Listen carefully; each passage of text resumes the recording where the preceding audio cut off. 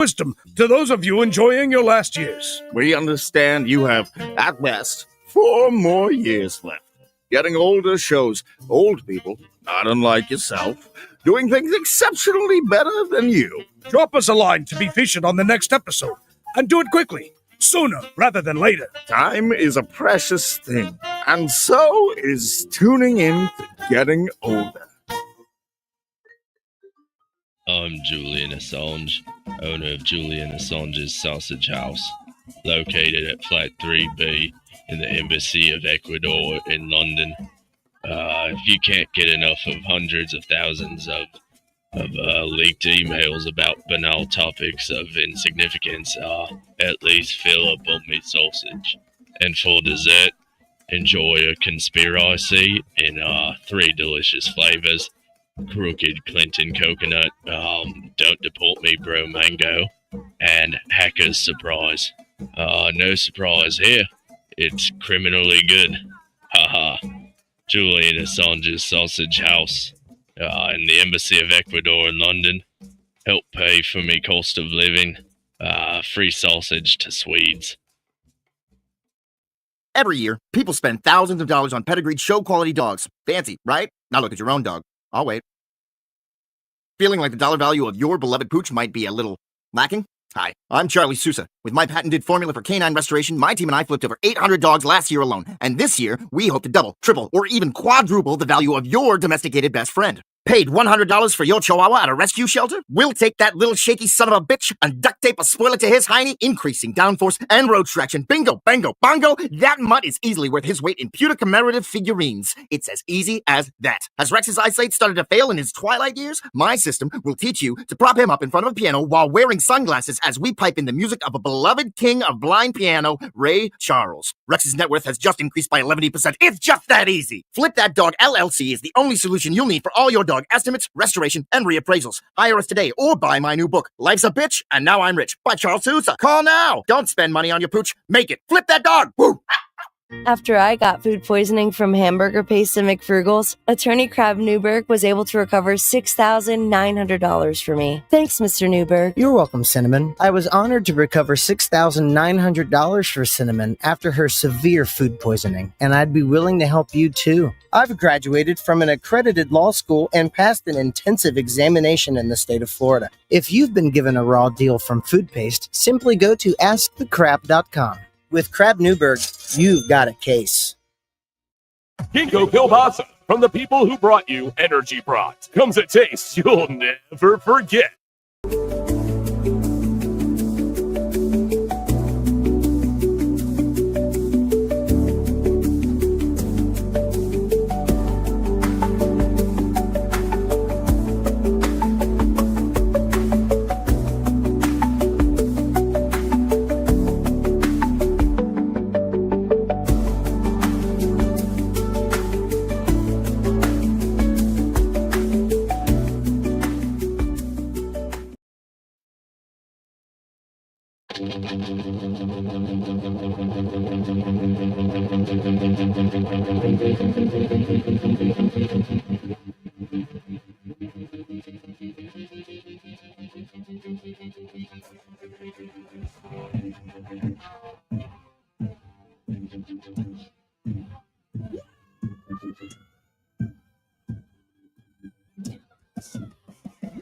Welcome back, everybody. This is Owen Money, and that guy over there is Dirt McCoy. Yes. And this is Owen and Dirt's Pop Culture Radio, but also sitting in with us back again because he's so beautiful. It's Bushy, the non-bearded Bushy man. I got a little stumble. You do. It's coming back. Kind of like a dark shadow over there on your face. Yeah. But hey, let's start this show off right with some Screwball. And I was just looking at the label. Have you ever read what the label reads? No. Not once. We just get drunk off it. Yeah. No, I didn't even know the words on the bottle. First off, the logo, what is that? A lamb or a sheep? A sheep. I mean, with my eyes, it looks like like a sheep, but like in like a blood splatter or something. Yeah, like what does that have to do with peanut butter? I don't know. I always thought that was the legs of the sheep. It is weird because you're right. A lot of the peanut butter stuff has like there's the sheep legs. The other one that I found before Screwball was like Ram's Point. Well, there's sheepdog peanut butter whiskey. Yeah, there's sheepdog, ram Yeah. sport. So what's the deal with all these peanut butter whiskeys having a sheep in some way on them? I don't know. This is what it says underneath the sheep logo there. To the Misfits, Black Sheep, and Screwballs. So this fits in perfectly. This is kind of what the show's all about. Oh, shit. Yeah, we're definitely Black Sheep. Here, well, I mean, Misfits and Black Sheep. I identify as a black sheep. I'm a redneck sheep. And I realized I already screwed up something I was going to do. I'll be right back. You promised me you wouldn't talk. I told you guys I wasn't going to talk. We love that you talk, buddy. While he gets his little thing. Let me set up the show. Thank you all for listening and tuning in. We appreciate it. We're going to be talking to. We're going to have a special guest here next segment. Mad Ills, a accomplished rapper and artist. Yes, I think he came from the Orlando area, right? Yes. Yes. I don't know if he came originally from Orlando, but yeah, I think because his parents have owned a house in and he did a lot of stuff with Full Sail. Yeah. This guy, from what I've seen, I'm not a big, I mean, I like rap as much as the next guy, whatever's on the radio, the more popular rap. I guess it's not the real rap like that the Bushman over here does. And oh, Jesus Christ. How's that look on camera? Look at the camera. Oh, hold on. There you go. Yeah, it looks pretty creepy. It looks creepy, man. So, like I said, Mad Ills is coming in the second segment, but I'm so excited. Last weekend, Mad Ills had a birthday party, and you guys got to go. Yes. And it wasn't just a party, but it was more of a kind of a concert kind of thing. It's right? it's the way he throws a party. Okay. Yeah, like I've told you guys before, and I think I've mentioned it on the air when he's been on the show with us when he called in. He's one of these guys that is all about community, and he keeps a really tight group of people around him that are just super positive, good fucking people. So when he throws a party, a lot of these guys are performers or entertainers in one way or another. So of course he's not going to have a party without having a DJ set up. Absolutely. And the DJ set up playing, and then what's going to happen is guys are going to go through, give me the mic, and then they're going to do their thing. And then next thing you know, it ends up to them passing the mic around, and they're all freestaling on each other and stuff. I mean, yesterday was Friday the 13th. That would have been great yesterday. Oh shit! I Yeah. wore it all day. You did wear it all day? I've been wearing it since I actually just took it off to take a shower finally. That's funny. So Bushy, this mask, he bought this mask from a group of performers. They're a hip hop trio called 357. 357. And 352. 352. No, 357. I'm an idiot. Oh, you are an idiot. Yeah, no, I'm an idiot. Okay. Or dyslexic. I can't. One or the other. No, you would have said 753, But yeah, this is no, I just make a number what it's not. I don't. No, I can see what you did. You saw the 3, the 5, and the 7 starts to look like a 2, and your brain just got tired. It's and said, that's a 2. It's really big though. Like I tried to make an excuse as to why I fucked it up, but now looking at the poster again, I think I'm just dumb. Yeah. Okay. We still love you. Yeah. So the guys, first off, you don't really see a lot of hip hop trio. There's like even 2 people, you don't really see that much anymore. It's just one person, then you have features. Yeah. This is a true hip hop squad, of 3 guys. They all rap together. They hype man each other. They know each other's lyrics. They trade verses. Yeah. Maybe you could be the 4th one, and it could be a barbershop rap quartet. Once I learn Spanish, I should. Oh, that's the thing too.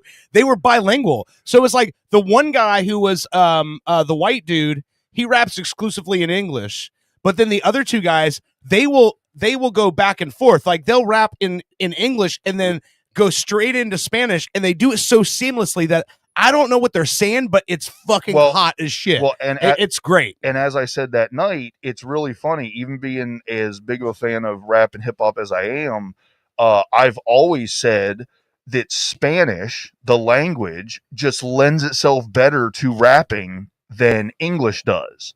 I feel like a lot of the words are like softer and smoother, and they go into one another better. So even though I don't speak Spanish, it is very pleasing to hear, and you can tell even if someone's good or not, even if you don't understand the language, you know, By how it flows. Yeah, but man, as good as he was in English, as soon as he'd hit that Spanish flow, oh my God, man. it's so smooth. What- It's so smooth. What doesn't make sense to me, and I'm going back to like Selena days or whatever. Yeah. Remember her? Yeah. Like she would sing songs in English, but also in Spanish, and everything rhymes still. Like how does the Spanish words rhyme and the English words Because rhyme? you're using a different word that maybe fits better, but it means the same thing. You know what I mean? Think about how many words have similar meanings, but also I think that's Okay, just the all right, way that's that what you it say it.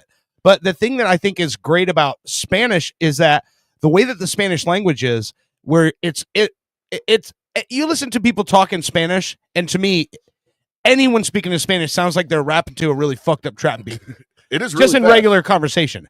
So when you take that with those trills and the rolling and all that stuff, and you rap in that language, it sounds so much better than English. For instance, Yeah. you don't know German, Yeah. but that language does not lend itself to being smooth or flowing or not. No, it Now, sounds angry. I have Yeah. I have heard German rappers, but the only German rappers I've heard are like on the extreme drill side of things, the super hard, Very aggressive. very industrial sounding type tracks. You know, it'd be like the Rammstein of rap, if that makes sense. Yeah. So yeah, no, Spanish rap has just always been fucking smoother, you know, even though I don't understand a lot of it. Well, So real quick, because I want to take this mask off, because I always forget when I put something that blocks my face, I can't drink. Yeah. And there's Screwball sitting right here that I haven't sipped yet. it's But fucking delicious, man. so real quick, last thing about 357 is they had made merch, and some of the merch they made was these really cool one-off painted masks, Jason masks. Hockey So- bands. Yeah. Oh, did I not grab the other one? You had another one? Yeah, I actually bought two. I thought I brought both of them. I guess not. But yeah, maybe next segment I'll pull the other Pull the one other in one and up. show them. But yeah, super cool. They're trying to do some merch type stuff. So if you get a chance and you can see 357, go see them, pick up some merch. It's all cool. Their Bandcamp, I believe, is on that flyer, but they have their new EP is exclusively on Bandcamp, so you can't get it on Spotify or iTunes. Go to Bandcamp and you can get it there. And I did hold up the flyer. Yeah. So if any, everybody can, it's big enough. They should be able to It's called read The Rebirth flyer. of Hip Hop. So shout out to 357. Really cool seeing them. Excellent job. Now I notice on your mask it says 187. Well, that's the code for murder. Yeah, that's the Is it police really? code. Yeah, Police one- code for murder. Yeah. Oh, I didn't know that. Well, it's a horror. It's a Jason mask. So, Yeah. Here's what I'll tell you though is I was super excited to go to the party on Sunday because I knew I was going to see a whole lot of people I hadn't seen before. Like, dude, right when we walked in the door, fucking DJ J Mob is sitting right by the door Oh yeah. at the bar, and I haven't seen him forever. He's like one of the old school like Miami-based hip hop DJs, club DJs, like back in the day. Mhm. This is the guy that when like Two Live Crew had a new song, they were trying to test out in the clubs and see how it worked. He's one of the guys that would bring a record to with just a white fucking label, nothing written on it. Hey, Jay, play this in the club this weekend. Tell us how it goes. That kind of shit, you know? Wow. Super And OG. He was there. Yeah. He's old school vinyl DJ. Actually, he had a new record that just came out on Monday called The Wax Addicts Volume 1.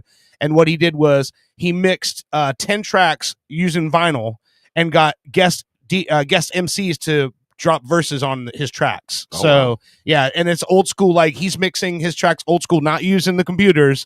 He's literally recording into his computer. He's mixing actual records and a drum machine. So How likely are we to see PCR Bush show up on one of these? I mean, I'll tell you this. It's terrible. How long was it? We were there 3 or 4 hours. Oh, 4 we were hours? there. We were there from 5 hours. probably 3:45 until about almost 9 o'clock. Okay, so Yeah. and the whole time I was freestyling in my head and came up with great lines and all this shit, and never got the balls to get up and try. You didn't rap battle And- somebody? And I'm to the point with me, I'm like a math guy, so everything is always math. And I was even, looking, and I was like, well, that guy was better than me, but I think I think I could do better than that guy. So I was even trying to like gauge as to like if I went up, if I could at least be better than who I considered to, maybe be the one that wasn't doing the greatest, so to speak, and couldn't do it.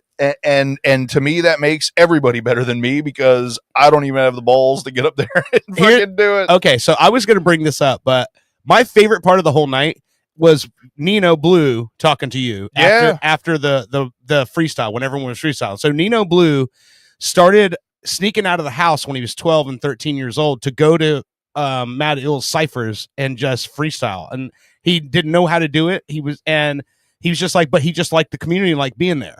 Well, he got up. He's 35 now. No, 25. 25. Oh, I thought he said What? 35. Okay, 25. No. Okay, 25. But I know he was younger than us, so I didn't. But anyway, so he went up and freestyled and did his thing, and Bushy was talking to him. He had this line he hit. Was the Zoom line that he hit? I Something forgot. about Zoom. Anyway, he hit this line, and Bushy was just like, "Oh my god, that was great." So he's talking to him, and this dude puts his hand on Bushy's shoulder, and he's just the most positive, like inspirational dude in the world. And he's like, still looks like a little kid, and he's talking to Bushy. He looked 17. I can't remember what it was he said to you, but he's like, why not, man? He's like, who cares? I remember what he said. He put his hand on my shoulder and he goes, nobody's going to remember this tomorrow. Nobody's even going to care or think about this tomorrow. It's not going to affect anybody's life except for you not doing it. Dude, that's And I awesome. was like, God, I said right then, I was like, God damn. I said, that is one of the most philosophical fucking things I've ever heard. And I said, you've got more wisdom in your 25 years than I've gotten my 45. No. That's not wisdom. That's not knowing what could really happen. Because you could go up there, you could suck really bad, and everybody could put your suckiness on the YouTube. You know, here's the worst part is I know for a fact, even if that group that was there of They wouldn't have everybody, done that. I would have, even if I sucked, everybody would have been positive, and so I don't think there would have been one boo or laugh or anything. It would have been completely positive, even if I went up there and bombed. I know, but I'm with you. I don't think I could do it either. I mean, even if I had the skill. I mean, I'm just saying, because that fear of fucking up and being like a joke, too much. I can't do But it. yet again, is anybody going to remember it tomorrow? If it's bad enough, and if they do, does it matter? Does it affect your life if someone thinks you're a shitty rapper? yeah, I wouldn't think so. But but if it's something that I mean, how much worse could I be? I'm non-existent right now. no, so you're existent. None, not in in a community. Like nobody's seen me rap or anything. People around here have heard it. Yeah, it's a self-confidence thing. Yeah, it really exactly, is. 100%. It could have been anything. Okay, I'll give you an example. You guys have finally got me to the point. I do believe I'm funny. I believe that now. I believe I'm funny. I can say that with confidence. Were we trying to convince you of that? I thought so. You're such an asshole. Owen's like, build him up, Right. Only took 3 years. Piece of shit. Only took 3 years to get to this point. So another 2.5, I might freestyle. Neither of us said you were funny. Right. I'm just kidding. I'm fucking with you. I love you. No, I know, but or maybe I don't know. I thought I knew. But yeah, no, it really is a confidence thing, and just also, I don't do it. I know for a fact freestyling has a lot to do with it's just like working out or anything else. And there's muscle in your brain. If you don't do the reps and have that memory, your mind dude, when I used to freestyle, I would almost literally see like a jukebox and mini arms reaching out and like grabbing the next line. Or I used to freestyle so much, I would actually not only be able to think about the next line while I was rapping, I would have multiple selections.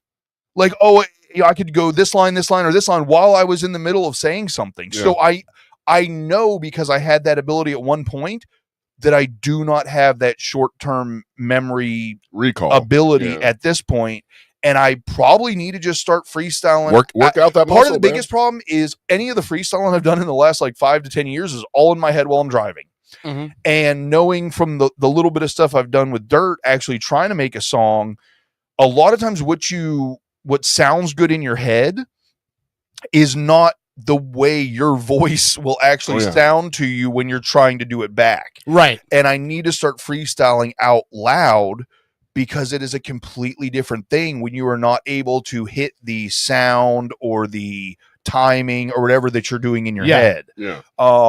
So in your head, you can make syllables fit, but then when you try to actually say it, you're like, oh wait, maybe that doesn't. Right, your mouth, it Yeah. feels different. You're with your tongue saying it than not having to actually voice it. Yeah. You know, and so it is mostly self-confidence. It is also like I told the Tiny Mike guy, I know enough to know I'm not good now, so I didn't want, but I need to, after going to that birthday, it definitely was a little bit of a kick in the butt. I'm like, I need to start trying to do it again. Let's talk about Just the do Tiny Mike something. guy. The Tiny Mike guy is one of the best fucking gimmicks. There's this guy that does a YouTube channel. It's Tiny Mike's Big Bars, right? Yep. And he has like you would have like a lapel mic, right? Mhm. Well, it looks like it's a miniature microphone, like a stage microphone, Yep. right? And he has it hanging, and he has a camera, and guys will come up to the back of his truck, and he's just playing music out loud, and they just freestyle to whatever track he's playing, and then they promote whatever their gig is. So he shows up at all these events. Of course, Matt Ills throws a party. This guy's going to be there. Mhm. And so he's just got and then Matt Ills is walking by, and these guys just got done. And then Ills jumps in and does a freestyle. And everybody, of course, has got their cameras out because Ills is freestyling.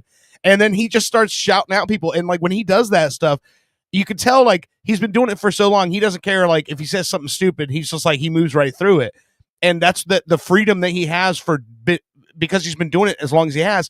He can literally get up there and fart in a microphone, and people are like, "Oh shit, man, that was the best fuck!" Because he just has that personality, like that he has the credentials at this point. Yeah, that's what I was about. It's credentials. He's got such a large body of impressive good work that he has the freedom to fuck around and fuck off and just kind of enjoy it and play with it and that's dope, Well, to be that good.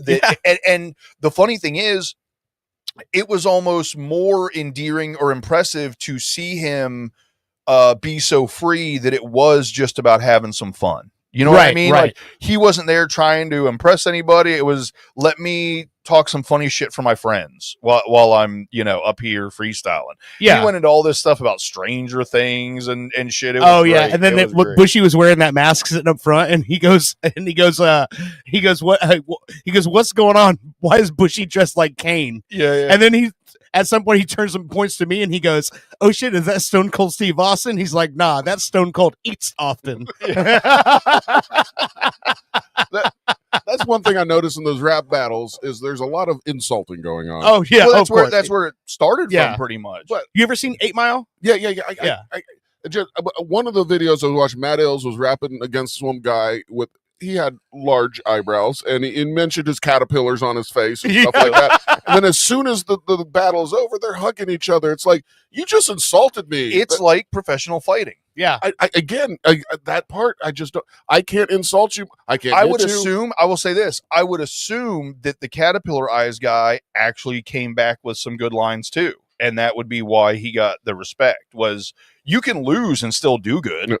Well, the Caterpillar guy started, and even me who not a rap like aficionado like you, like I could tell that Not great. Matt Ills was so much better. So, Yeah. I mean, Well, Matt Ills is undefeated for almost 2 decades. until tonight. over 2 decades, I think. Until tonight in the third segment, Bushy rap battles Matt Ills and takes him down. You know what? I may get drunk enough where I'll let that happen. Just to make Ills laugh at how bad. You know what? Nobody will remember this tomorrow, buddy. Yeah. Well, except for it'll be recorded and permanent. Damn it, he made the connection. Oh, here we go. Yeah. I was just about to say, let me get a little more of that. Yeah. We got to save Matt Ills like All right. a sip of that, right? yeah, dude, I'm telling you what, I'm going way lighter on this shit than I have been in the past, because I'm waking up Sunday, editing this show, and going, God damn, that's a pretty good fucking show. Wish I had seen it live. I'll tell you what's funny is I just weighed myself for the first time in a year or so. Last time I weighed myself, I was like 278-ish. Yeah. Probably been over a year. I'm like 312 pounds. Oh, now. man. And here's the funny thing. I'm not eating a ton. Granted, because of my back and my knee and my feet and everything, like I'm way less, I'm not very mobile. I don't exercise anymore and stuff, but I always work construction. So I never really had to watch what I eat or anything. But I'll tell you guys right now, I'm not eating like a ton. My eating habits are bad. Like I'll eat, I won't eat anything all day, and then I'll eat a big meat, something right before I go to sleep. Yeah. And I know that's bad because then your body's like, we're not getting food. Oh, here it is. Store it. But there is no way that I've gotten this fat off of the food that I eat. So at least I'm going to say 50% of this 20, 30 extra pounds is the liquor we've been drinking the last 3 years. Well, so here's the thing. It's syrup. Let's be real. It's It it's is. syrup with alcohol. We're drinking alcoholic Mrs. Butterworth. Does it say what the I'll put this on sugar pancakes. content? Like, Fuck no, because No, it's liquor. Liquor doesn't have a nutritional facts label on it. hold on, because I'm really curious. I bet you it is. You want me to look it up? I bet you it's like 8. Okay, so a Mountain Dew is like 68 grams in a 12-ounce can. I bet you this is way up there. How much sugar is in Screwball peanut butter whiskey? Oh my God. Hold on, I got the nutritional facts for Screwball. What? That's nothing. Per serving. That's 7 to 11 servings, 12 ounces. Hmm. 7 to 11 grams. That doesn't even make sense. Screwball. How in the whiskey. fuck is this so sweet when it's only got 7 to 11 grams of sugar? I don't know what. It depends on what they're distilling it with. Fucking ginger ale is like 34 grams of sugar. Well, I mean, here's the thing. So I've been back on my boxing diet again. And that's one of the things why I go, all right, I am losing weight, but I probably would be losing more weight if I wasn't drinking as hard as I do. Because here's the thing. I know you don't drink every day. No, I do. Yeah. And I don't drink hard every day, but I come home and I have at least one A drink. semi. Yeah. I have at least one drink every day. And so I know, but here's the thing.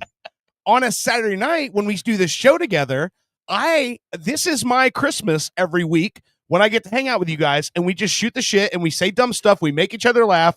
And I drink way more doing the show with you guys than I ever do any time else in my life. Yep. So I know that when it comes to all of this stuff, yeah, we definitely go hard. But the problem with it is, okay, so this is whiskey. This is also whiskey. Mm-hmm. I'm double fisting this shit all goddamn night long. We get to the last segment. I'm on the fucking phone with my dad because he called the fucking show. I'm slurring the words about and then I go watch the show back and I go, well, can't delete that Yep. because I'd be a hypocrite. Because how many other times have people done something stupid on the show and I go, no, it's great, it's funny, leave it in. So now when I do something stupid, I have no choice but to fucking leave it in because otherwise I'm a fucking hypocrite. It's so great being the guy that does the Opus clips because when I see me look ridiculous, I go, oh, we'll pass that one. It's funny because it used to actually, like, I felt embarrassed some of the times when I'd watch the shows back and we get really shit-faced. Yeah. I will tell you this. Every single person that I know that I've talked to that listens into the show, literally, this is verbatim from every single person I've talked to. The drunker you guys get, the better it gets. That's what everyone. Okay, listen, Right? Yes. We'll be doing heroin next Yes. I'm doing it now. I we have won't. your No, we needles. I have We're that close. I have literally had people. have literally had people tell me, "Man, I swear your show is great. You can actually watch you guys get drunker as the show goes on." Yeah. And I'm like, I don't know. Is it that evident? But then what's funny is if you take one of the shows back, right? Oh, it's evident. And you watch the first segment and the open, and we're all chipper happy. It's Saturday. Yeah. And then you watch the end of the show, and we're all like going, Oh, Taco Bell. let's take the thing. Wait, we're gonna take a short break. Oh, this is the third segment. Yeah. Oh, okay. Well, let the third segment then just talk about something. I just love the fact. Remember that night you were like, guys, let's take a break, and me and him were like, we're ending the show. And you're like, no, this is second. No, that was a good night. That was a good night. I know Dirt said it before. I just love the fact any single show I ever watch, it's the first time seeing it. Yeah. There was that one night where we've all kind of like dozed off here and at the third segment, but there was one night that you dozed off and you had no clue what was. Oh yeah. And then I woke up in the middle of a segment. I'm like, what? but yeah, no. Somebody says something that you you just started laughing. Okay, so fair. Listen, No, you know, no, that was the night that I dropped the fucking cork on the floor from like the Chickachita or something. Yeah. And Merle got it, and so I kept trying to get the cork away from him. He wouldn't give it to me, so I kicked the back of Dirt's chair, and I didn't know he was sleeping. But that's actually what woke yeah, me that's up. what woke me up. Yes, yeah. I love it. So here's the thing, though. Fair enough. Like today is one of those days. I work today, right? Yep. So I get up at 5 a.m. when I get up at 5. I go to work. I work 10 hours, and I come here. When I get here, I've got enough time to eat, shower, clean up a little bit, set up the program for the show, and then you guys show up. So on days when I work and we do the show, by the time we end the show, I've been up for 15 hours. 20 hours. 20, Yeah. And so, but the thing is, I'm fine with that because I'd rather do the show. So by the time it gets to the end of the segment, I've had half a bottle of this shit, another half a bottle of this fucking shit, and then whatever else you bring. And on that particular day, you brought some other shit with you, THC another drink. Yeah, that was like that synthetic THC shit. It was real. Oh, well. I would just like to point out, though, no matter how drunk you are, how tired you've gotten, the show is always produced properly. Seriously? Muscle memory. Yeah, 30 years of muscle memory. That's all that is. And sometimes I forget. You know, I come here and I just drink and say ridiculous shit, and that's pretty much my part. I'm trying to start now. Like I said, I think I said the last show I was on that I was, you know, trying to write down ideas and stuff, and then the show would come around and I had no idea what my notes meant and everything. So I've started now just screenshotting shit that I want to talk about. Yeah, yeah. So later on, probably third segment, I'll go through my phone a little bit. I've got a few things I screenshotted to talk about, and hopefully, since it's a full fucking page, screenshot page of article, I can actually remember what the fuck I want to talk about. Enough information for you to just go. But yeah, no, the idea that you get as shit faced as we do and still produce everything on top of it, I'm and surprised. Owen fucking being able to host and keep it, moving forward and everything. That's slow. No. I'm complimenting you guys. Fuck off. Okay. So hold on. When you're talking about screenshotting stuff, right? Yeah. So there's a story of something that happened this week, and it's not something that needs a whole segment. I have to bring this up because this is the funniest shit in the fucking world to me. Okay. So I think it was, let's see, what day did I take my dad? Wednesday. I took my dad to the doctor, his doctor's appointment. He is walking with no cane, no walker, drove himself to the hospital. I didn't even need to fucking be there. Walked in, waited in line, all that shit. He drove. Yes. Now he's waiting for them to get him a doctor's note so he can go back to work. That's where he's at right now. The man is a fucking cyborg. It's ridiculous. He was cut in half, basically. Almost died. Yes. In December. So the night before, Tuesday night, the Miami Heat played the Washington Wizards in the NBA, right? There's a player on the Miami Heat. And when I tell you he is not an elite player, what I mean is that he's not a guy who kids have posters on the wall of. Okay. Right? Bam Adebayo. Well, there's more of those people than there are people that are on posters. That's correct. But what this guy did, enraged, it inflamed this entire argument in the NBA. On Tuesday night, Bam Adebayo scored 83 points. That's what against the Washington Wizards. Wow. That is officially the second most points ever scored in an NBA game. Was second? I'm guessing Jordan. No. No. Wilt Chamberlain scored 100 points in a game. Holy! So going back that far. far. Number 2, Bam Adebayo with 83 points. Here's where the fucking anger comes in. Number 3, Kobe Bryant with 81. Right. So now Bam Adebayo, who's not an MVP candidate, who's not a guy that everyone knows, don't tell me people are giving him beat shit. Kobe, and people are giving him shit because fuck those in the people. press conference he said, no matter what happens in the rest of my career, it's Wilt, then me, then Kobe. Yeah. And Wilt and Kobe are dead, so there can never be anyone but me, then Wilt, then me, then Kobe.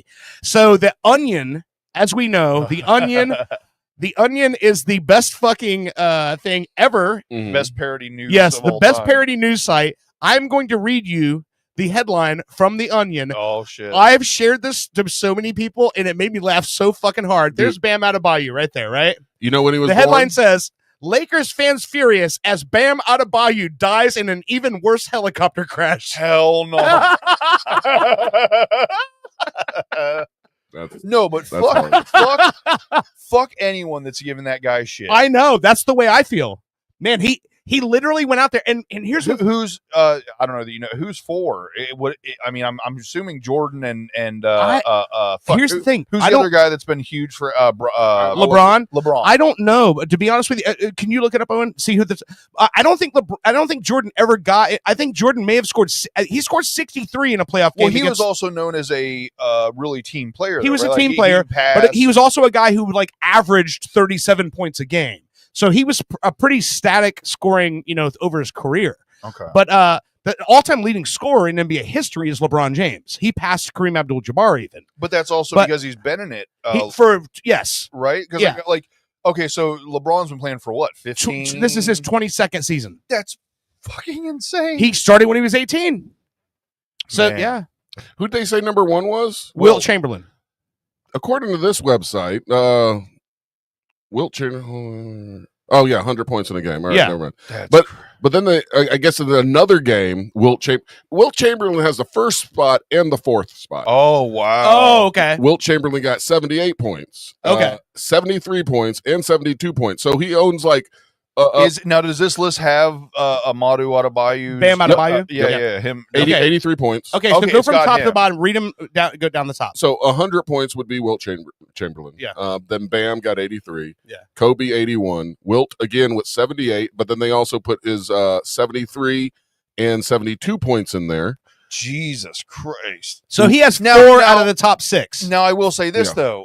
That was before they were hiring nothing but people over 7 foot, right? Exactly. He was an anomaly at that point, correct? Wilt Chamberlain was the first freak. I'll say the only other guy who is at that same level as him when it comes to like basketball lineage is Bill Russell. Bill Russell was a Boston Celtics center. He won 11 championships with them. He was a big deal. But Wilt was just a scoring, blocking, rebounding machine. Yeah. And of course, this was at a time in the 60s, and I think Wilt went back to the 50s, maybe 59, I think, or 62. 1962. when basically that was like when you watch the games, it's all like white guys in gym shorts doing set shots, and then here comes this 7 foot tall black man who's just taking the ball out of their hands and then shoving them to the ground. It was amazing. Yeah. The other guys I don't really recognize. You mentioned the years. Wilt Chamberlain, little known fact, Wilt Chamberlain's dick was actually the size of 70% of the NBA's forearms at that Do you time. know the amount of women. the legend Yeah, about yeah, that he slept with over 3,000 women? He said, yeah. I mean, when I played high school football, when we were all changing, there was one guy who was about 6'4", and his junk hung down to his knee. And that ruined me for my entire life. So I can only imagine what Wilt Chamberlain. I mean, if you're 7 foot something, that means you got like 6 foot long legs. No, 3,000 was low. What was it? Wilt Chamberlain 10,000? famously claimed to have slept with 20,000 women. 20,000. During his Oh, okay. lifetime. Yeah. So You know what, man? He was probably one of the first, and I say one of because obviously Jackie Robinson was the first black man to break the color barrier in professional sports. Mhm. But when it happened, it started to happen way more frequently. But Wilt Chamberlain was probably one of the first black men to come in and with basketball, and he was playing. I believe it was in Philadelphia. When you talk about a city like Philadelphia, which Philadelphia has such a wide demographic of A different, lot of white girls. right? But think about it. Also, lots of black neighborhoods, lots of Italian neighborhoods.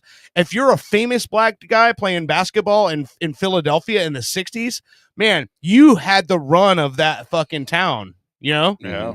And even all the Italian girls who were Catholics who weren't supposed to be, don't you go look at the black guys. That's exactly what they went Oh, for. absolutely. And then you look at this guy, he's a 7 foot of fucking Adonis who fucking dominates everything he does. Of course, I mean, I got to be real. If I'm a white girl, I at least one time want to know what it's like to be with a horse. Yeah.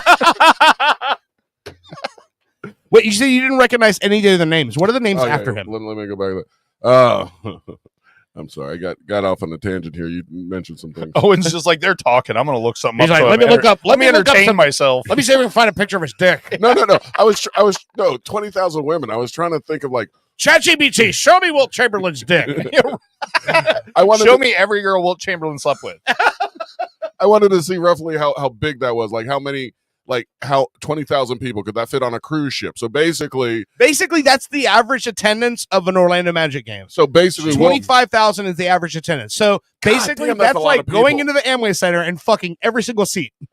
I would get so bored. Oh, you liar! I would think I would. I don't think Brittany's listening, right? You can be honest. Okay, I would love it. Who wouldn't? No. All right, let me go back to that list. Okay. Fuck me. So we got Wilt, Bam, Kobe, Wilt. Yep. And again, those years, 1962, Yeah. then 2026, Yeah. then 2006. So it's been 20 years since anybody even touched this Even list. sniffed it. And Kobe's 81-point game, there's like a whole lot of folklore to it because that was the only game his grandmother ever got to come see him play live. Oh, because she wasn't really able to get out of the house much, and she was 81 years old at the time. Oh. So he scored 81, and then he purposely missed the last free throw, so he scored 81 points for his grandmother. So he could have 82. That's gangster. Yeah, Well, yeah. It would have been 83. Yeah. Right. Right. No, his last free throw would have made it 82. Okay. So it still wouldn't have made Yeah, a yeah, difference, but yeah. Oh, that's right. Free throws are 1 point. Yeah. So we go. Hold it. Explain basketball to me. Wilt Chamberlain then again in 61 and 62 got 3 other games. Yeah. Then Luka Doncic. Luka Doncic, he plays for the Lakers now. 73 points in 2024. I remember that. 2024. Yeah, he was playing for the Mavericks at the time, I believe. David Thompson, 73 points in 1978. I don't remember him. Definitely a black guy. David Is there a whiter name than David Thompson? Damian Lillard. Okay, Damian Lillard still plays. 71 in 2023. Okay. Joel Embiid. Joel Embiid. Okay. He's actually a Philly 76er, just like Wilt was. And he got 70 points in 2024. And Okay. then the last name on this list is David Booker, 70 points in 2017. David Booker could go either way. Yeah. If it was David Hooker, however, Yeah. no question. Booker, I hardly know her. I know. That's fucking crazy though. But it's nuts to me, like to see how. And also, let me throw this out: the commissioner of the NBA required Bam Adebayo to take a drug test after the game. What? Yes, and it was funny because they made a whole skit about it on one of the sports sites where they go, he's like, "All right, Bam, I hope you're ready to take your drug test." And he goes, "For what?" And he goes, "Come on, nobody knows who you are. You can't score 83 points. You must be on drugs." And it's exactly the thought of every other commentator was like, why would you do that? You wouldn't have done that if LeBron did it. You would go, of course, he's LeBron. But because a guy who's not one of the people that you make a fuck ton of money off of does something amazing, you go, there has to be tomfoolery here. He's 28 years old. That's almost like starting a war and being like, some of you may die, but I'm okay with that. Yeah. This keep guy was it no politics. Yeah, exactly. Yeah. he was born when I graduated high school in 1997. Really? That's so crazy. The Adebayo, Bam. Bam. And listen, I pledge my allegiance to the Orlando Magic. That's my team. But it does feel really good to know this was a Florida team that did that. Okay, so that was the Miami Heat. The Heat. Okay. Yeah. Well, wait a minute. And the Magic are playing the Heat tonight. Wait a minute. And this is going to make me sound dumb, probably, but what? Wasn't Kobe on the? Kobe was a Laker. Oh, okay. You're thinking of Anthony Hardaway or something like that. No. No. Anthony. I don't think he's played since I was 18. Anthony Hardaway retired I think he was traded back to the Orlando Magic and then cut so he could retire as a Magic player. Yeah. But that was like, I want to say I've mentioned years it before. ago. The last time I watched professional basketball as a fan, Shaq still plays. Yeah.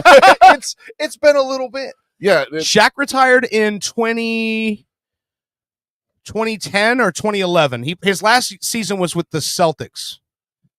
Dude, He played for the Boston Celtics. What? I got a Shaq rookie card.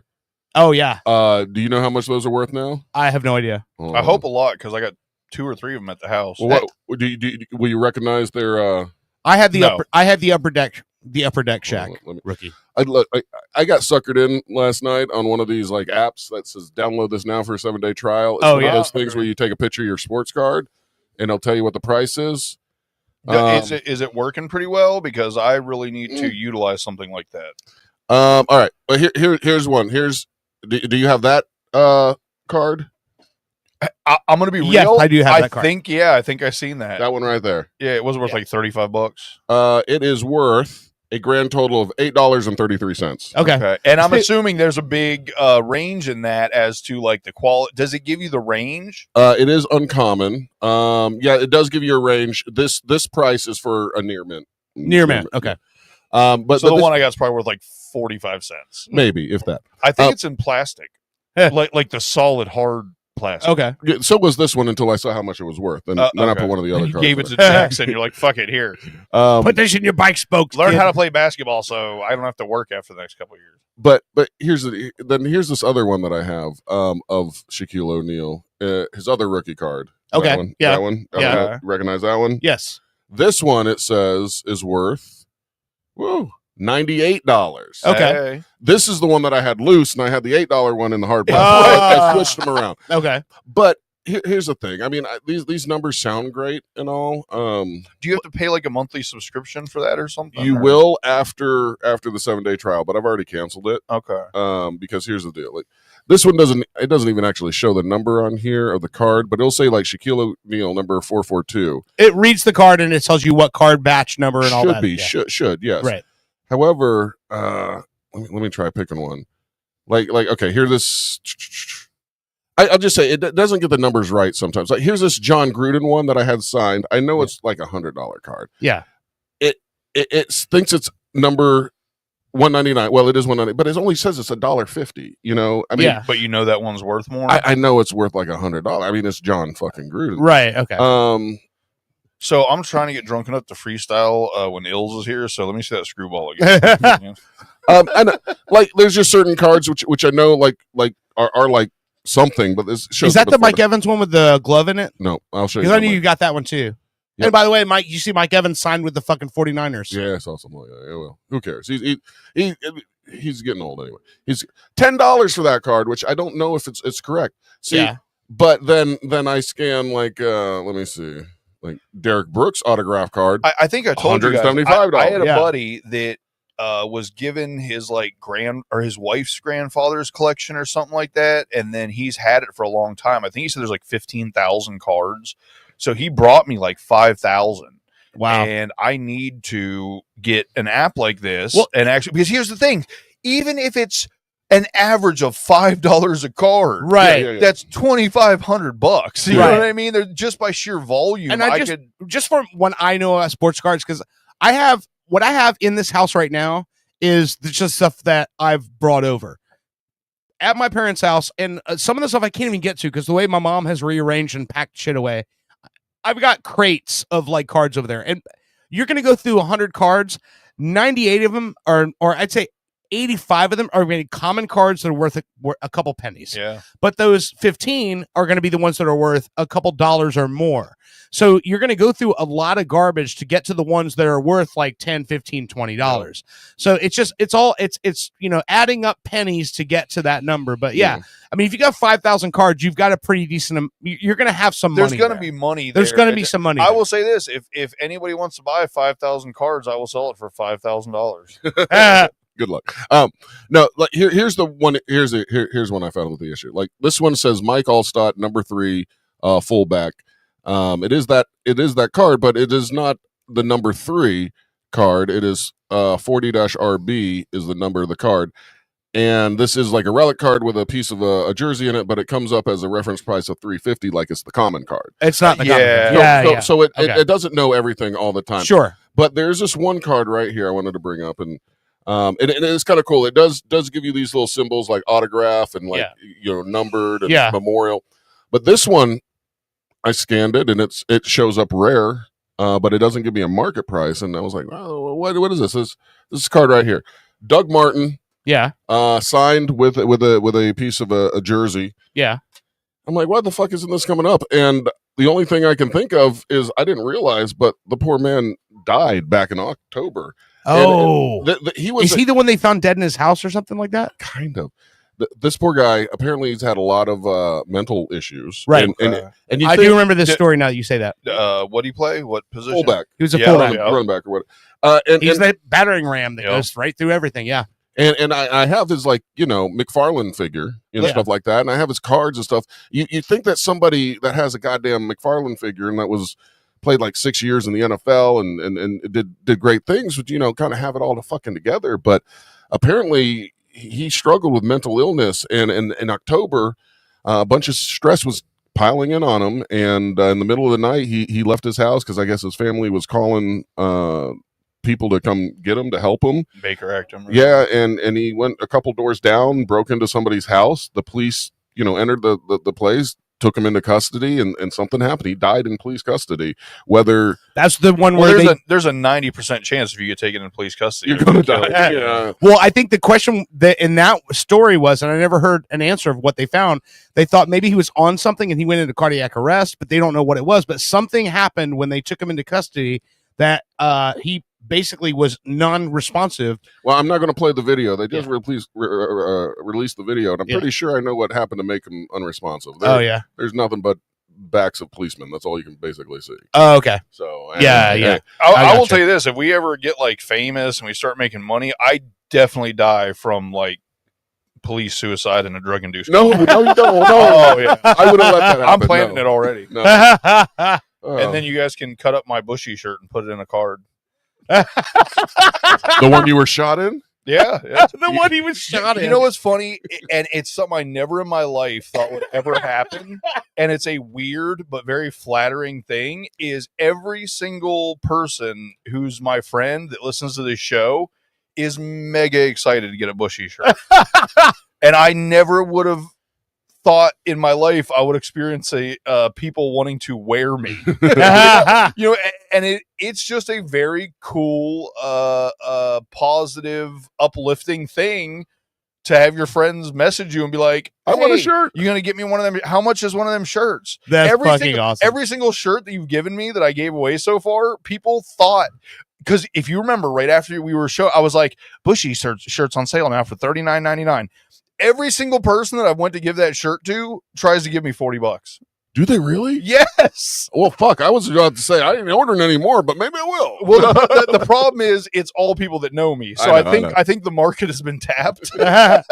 But no, that was super, and I just once again want to thank you for the Bushy shirt. You're wearing your Bushy shirt, and the whole thing you photoshopped off the beard. That's the other thing. Every single person's like, I just wish it still had a beard. I can make that happen too. That'd be so funny. Oh man. All right, so listen, let's take a quick break. We're running on up on 8:30 here, and we got to meet our guest at the door. Guest. Yeah. So this is. Are we blindfolding him or back over the head?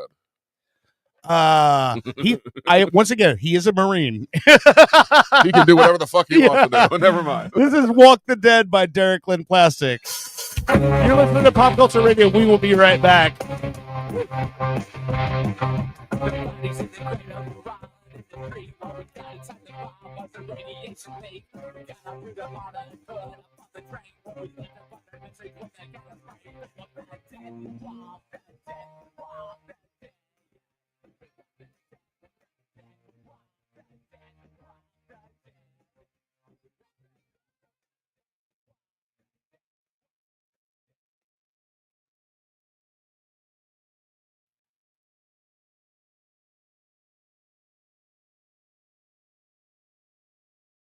After a local Ponzi scheme pulled the wool over my eyes, attorney Crab Newberg was able to recover my life savings, $36,000. Thank you, Mr. Newberg. You're welcome, Chet. I was honored to recover over $40,000 for Chet after a local gym took him for a dumbbell, and I'd be willing to help you too. I've graduated from an accredited law school and passed an intensive examination in the state of Florida. Ponzi schemes are illegal. You don't need two other friends to tell you. Visit AskTheCrab.com. That's crab with a K, and you've got a case.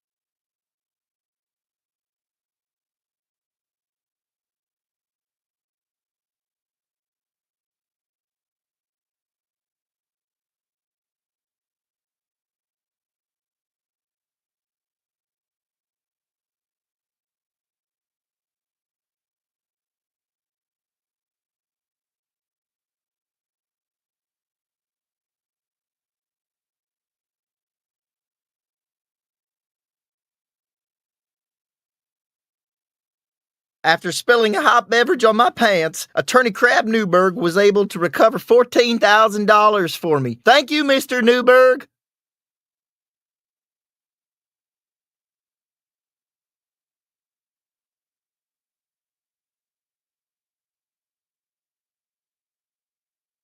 However, I specialize in only one area, you. Go to askthecrab.com and see what Crab Newberg can do for you. With Crab Newberg, you've got a case. After my grunkle misdiagnosis, Attorney Crab Newberg was able to recover $140,000 for me. Thank you, Mr. Newberg. You're welcome, Valentino. I was honored to recover $140,000 for Valentino, and I'd be willing to help you too.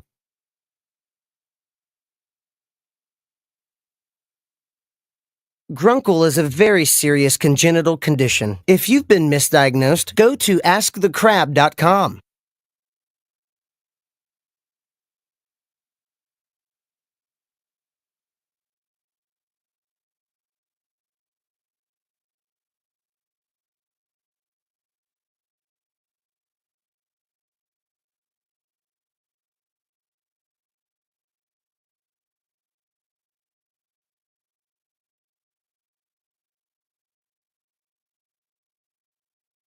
After being laid off, Attorney Crab Newberg was able to recover $2.1 million for me. Thank you, Mr. Newberg. You're welcome, Joe. I was honored to recover $2.1 million for Joe after he was fired from his job, and I'd be willing to help you too. I've graduated from an accredited law school and passed an intensive examination in the state of Florida. No one has the right to treat you like dirt, but if they do, I will make them pay. Simply go to askthecrab.com and see what Crab Newberg can do for you.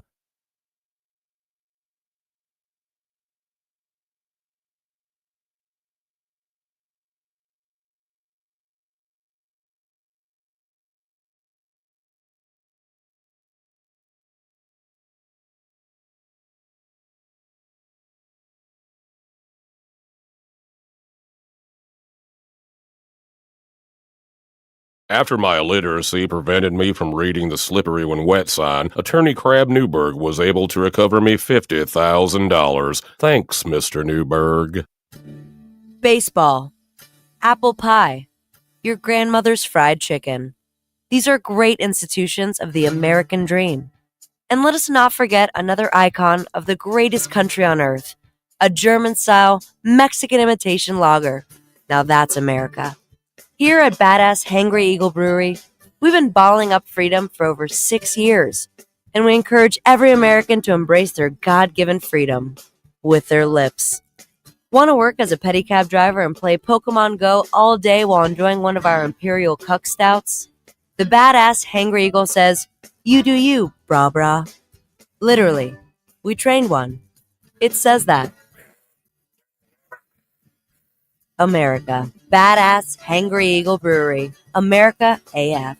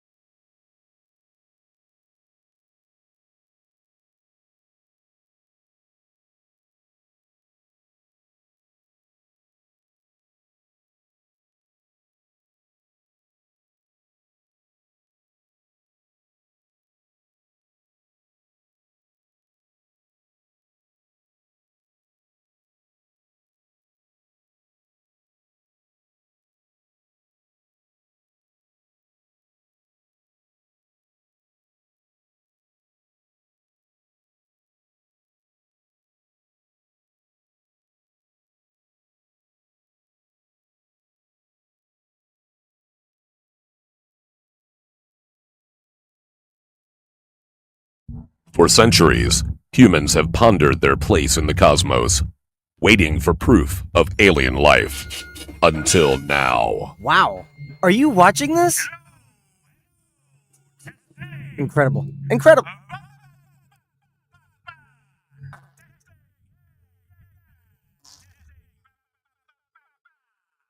We listened. For the first time, they have made contact. We are not alone. Just gonna get this thing off this helmet, yeah? I think it's ripening, you know? I've been fighting in this thing. Fighting in this thing since Pluto. You know what it smells like? Fighting in this thing, it's just recycling in my helmet here.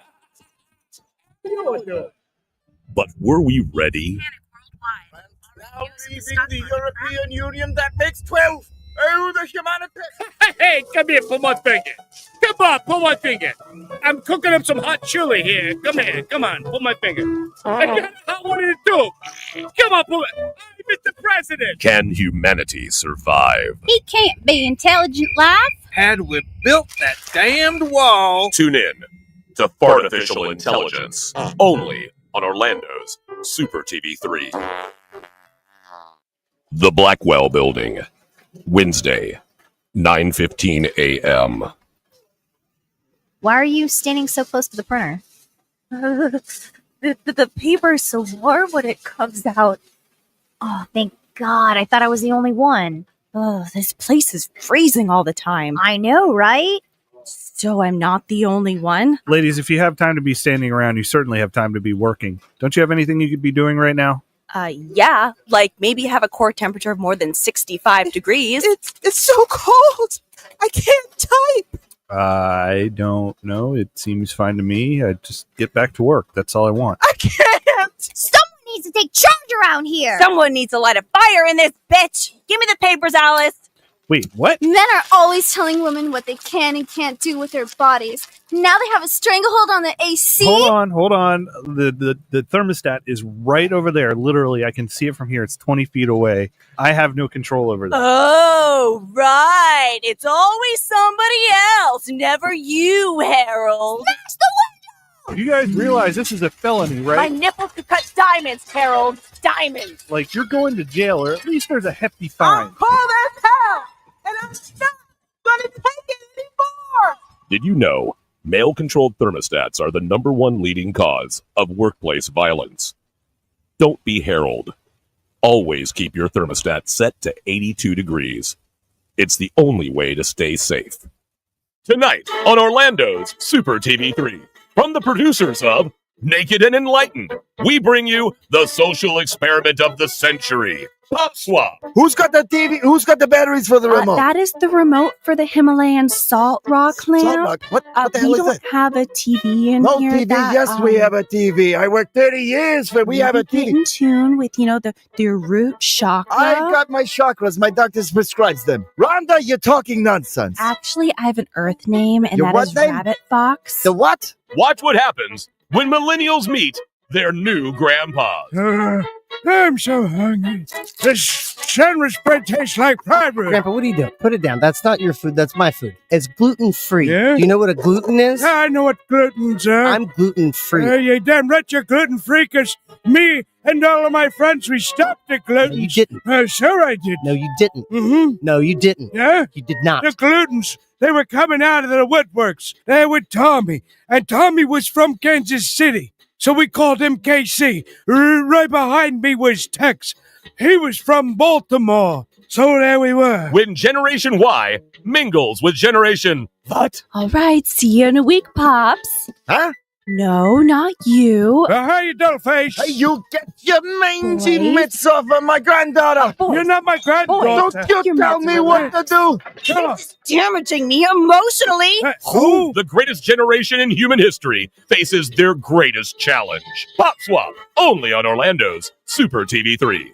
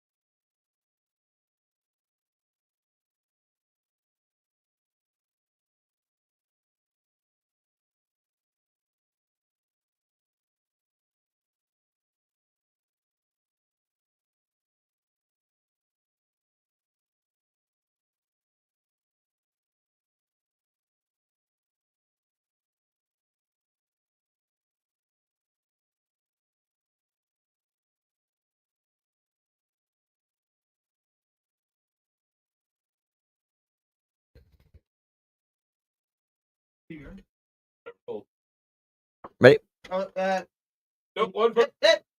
Nope. Too late. Ready? Up.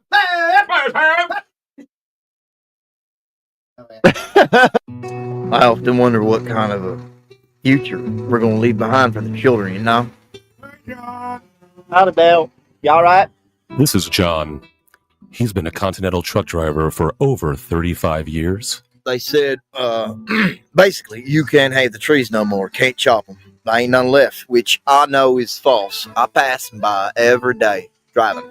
Recent congressional hearings have decimated his trucking routes, carrying precious timber from Washington State to Washington, D.C. They call it damaging the earth.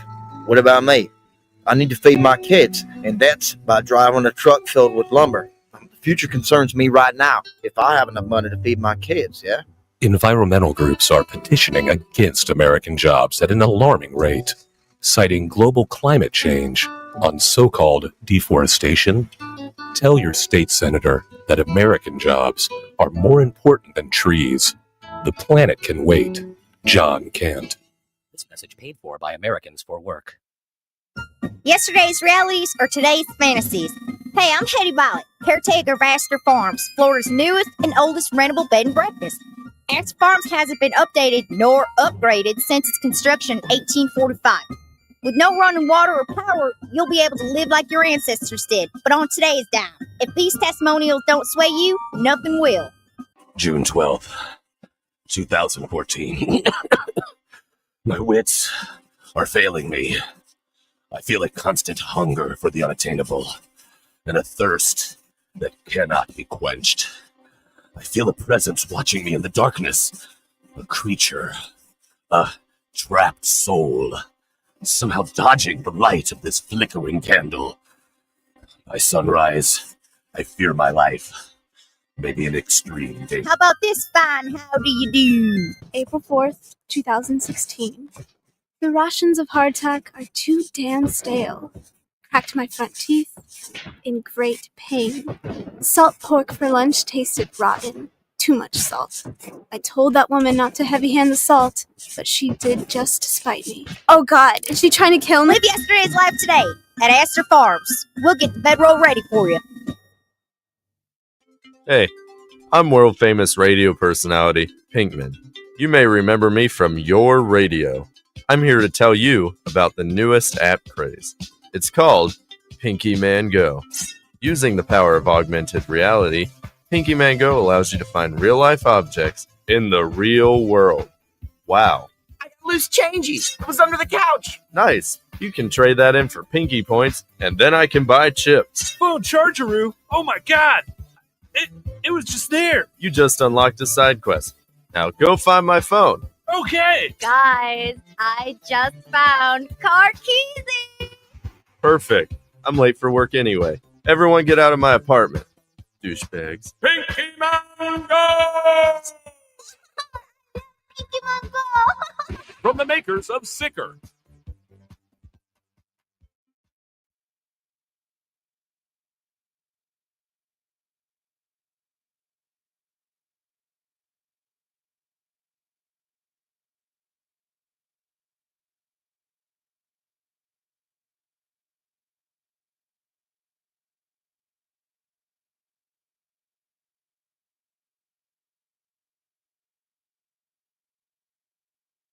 Hi.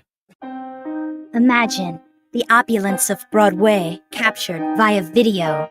Behold, the future of Broadway is no longer confined to Manhattan.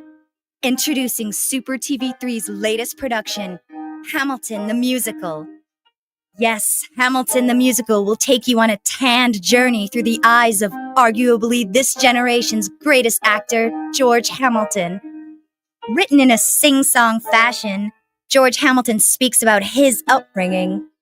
Born in Memphis, Tennessee, in 1939. A terribly handsome baby. Thank you. George Hamilton offers us his greatest asset in his singing voice, like this song called It's like love at first bite. and gives crippling insight into the dark side of Hollywood. Susan St. James has halitosis. Take that one to the bank. Thank you. George Hamilton is George Hamilton in Hamilton, the musical. And I says to him, I says, you know, I was in The Godfather. The bad one. Kentucky Fried Chicken in my hand, in my mouth, in my hand. Only on Orlando's Super TV 3. Builder's Blocks. Hey, I'm Shay, owner of Builder's Blocks. We get it. January, New Year's resolutions, no one has time for that. Right now at Builder's Blocks with a Z, Central Florida's most ripped gym, we pay you. We literally will pay you and you won't have to work. It's simple. Join and bring 2 friends. Sound easy? It is. We'll even pay you more if those friends bring friends. Stay swole with the pros. Only at Builder's Blocks. Discounts of pre-approved groups of 5 or more. Take things to a new level upon Wii with the first annual French Riviera Games. Events include cigarette smoking, depressing filmmaking, scouting, esoteric performance art, and mustache. Fun for the whole family. We will have disinterested mimes that will challenge your child's sense of existential security. And a bounce house. A special appearance by over 50 Serge Gainsbourg impersonators. And Jean Reno. Check out our midway games and events. And Bucket, the French Riviera Games, where the wine flows like the river Rhone. coming to an empty field near you. Do you handle sensitive information across your servers, but hate taking the responsibility of serious repercussions if they're mishandled? Introducing Hillary Mail. It's like Snapchat for national secrets. My ex must have accidentally sent me nudes. What? No way. Should I open it? Let me see. Yeah.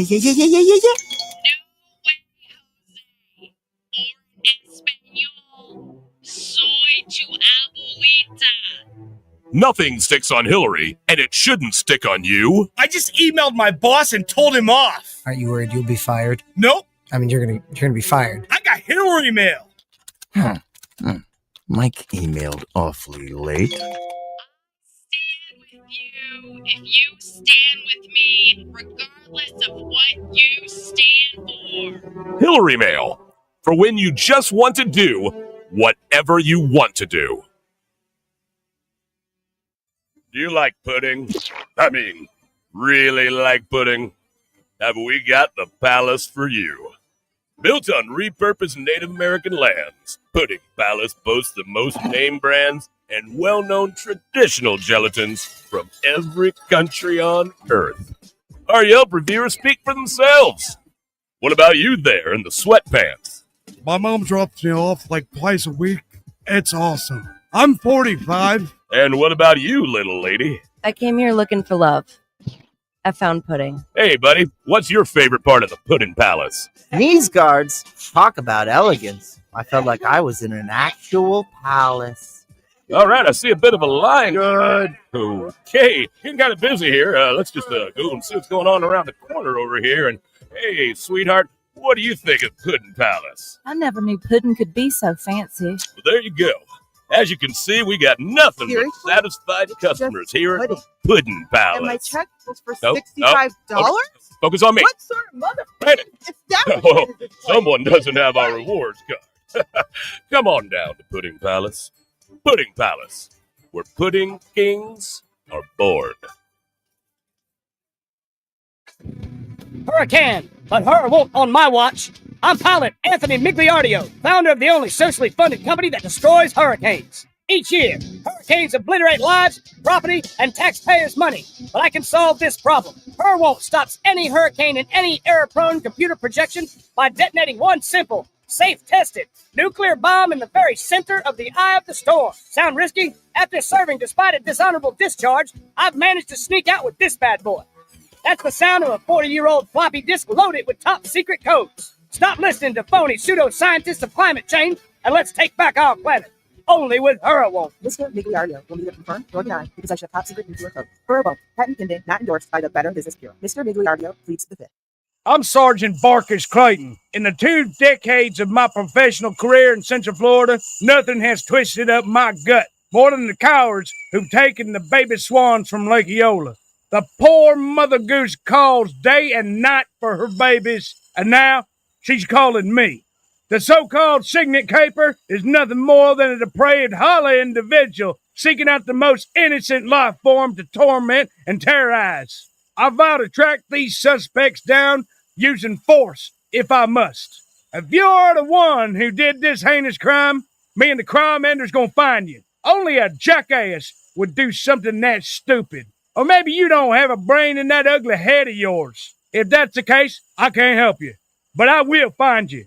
And maybe, if you turn yourself in, I'll go easy on you. But rest assured, Central Florida, Sergeant Barkus Clayton will be vigilant, ever present, gun in hand and law on my side. I will not lose this fight. And you can take that to the bank of Lake Eola. In this town, used to be you didn't have to lock your doors at night. Nowadays, you can't even leave a magnet on your car. I've seen the devil in a man's eye before. Have you or anyone you know been scarred by magnet theft? Oh, I sure wish there was somebody we could trust, you see. Well, then you called the right number. The safe recovery of your magnet gets my ticker thumping. I'm Magnet PI, and I won't sleep until you can. We've all been there.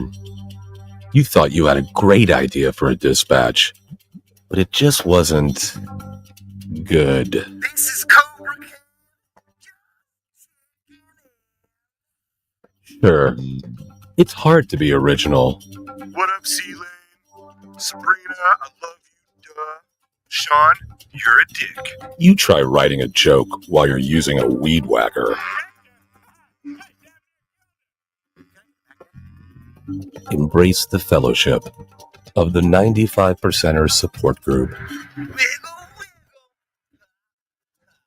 Remember, you are the 95%, so maybe they have the problem. In a world of journalistic excellence, Can I get your opinion? comes a man with no formal training. How do you feel about Crap Newberg? This is Fritz on the Street.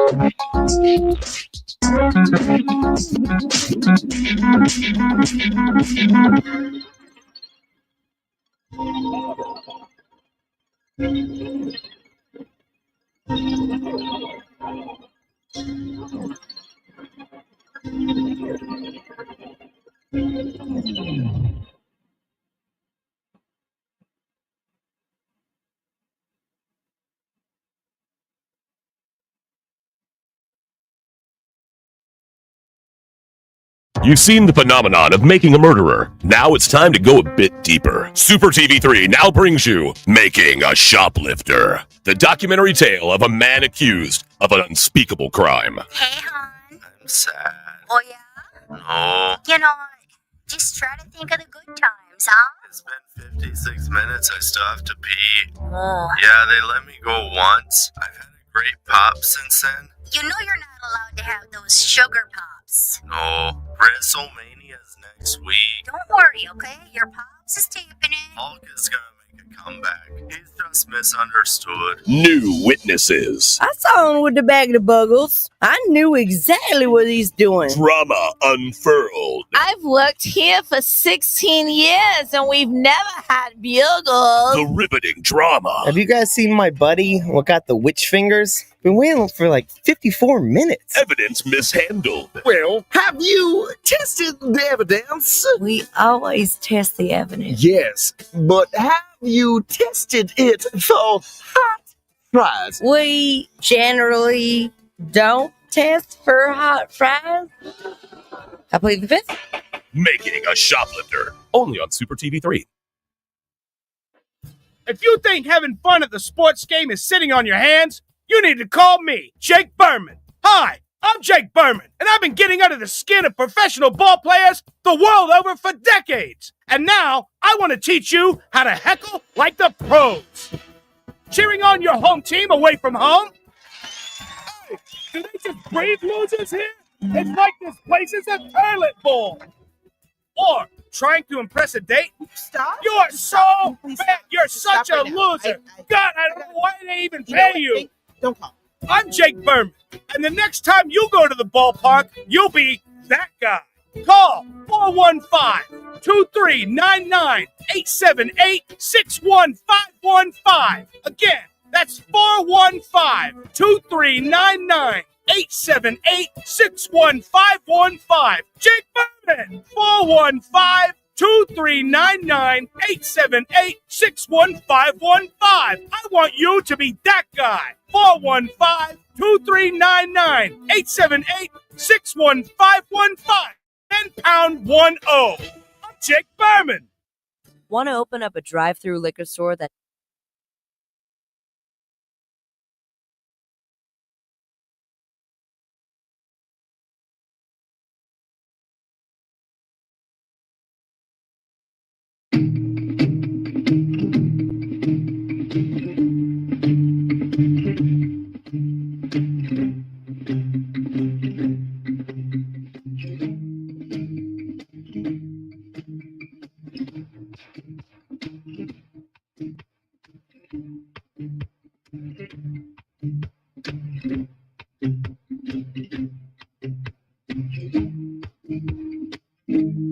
You get me lifted, I need your kisses. Why do you seem so far away? Baby, come visit, stay for a minute. I wanna know all about your day. I'm on a mission, close up the distance. So why don't you come around my way? You're my addiction, you got me tripping. You are the only one I crave. Every day, I just need another way to tell you that I love your face. Haven't seen you in a while, let me just smile another day. I just left another stage, way up in some other state. Thought I seen you in the crowd, it was just a hug away. There you go inside of my head again. Welcome back to Pop Culture Radio. That's a sexy song you're playing right now. That is Lifted by the one and only, the Mexican Goat. Undefeated for 21 years now? Maybe like 25. 25 years. That's this guy next to me The singing this battle song? rap legend. This is Matt Ills, Lifted. Yes. Undefeated for 140 years straight. It is. The one and only. Hey, you can pull that mic closer to you so you can sit back. Gotcha. Yeah. You can push it up. Yeah, you can sit back with it, man. I'll show I play with it. So, and I also adjust my mic a lot. Gotcha.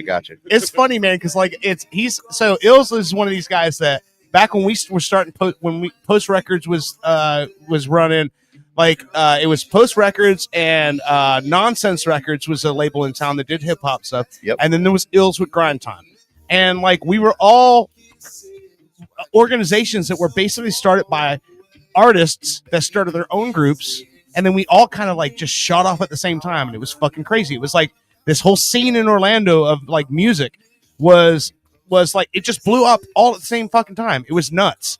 Yeah. And so like now when I look at it and I see him mentioned in a story or in something, and I'm like, that's dope as fuck to me because I'm like, I know where that guy came from, and like he's literally grinded this whole shit out, you know, and done it just like we all did. What's the name of this song?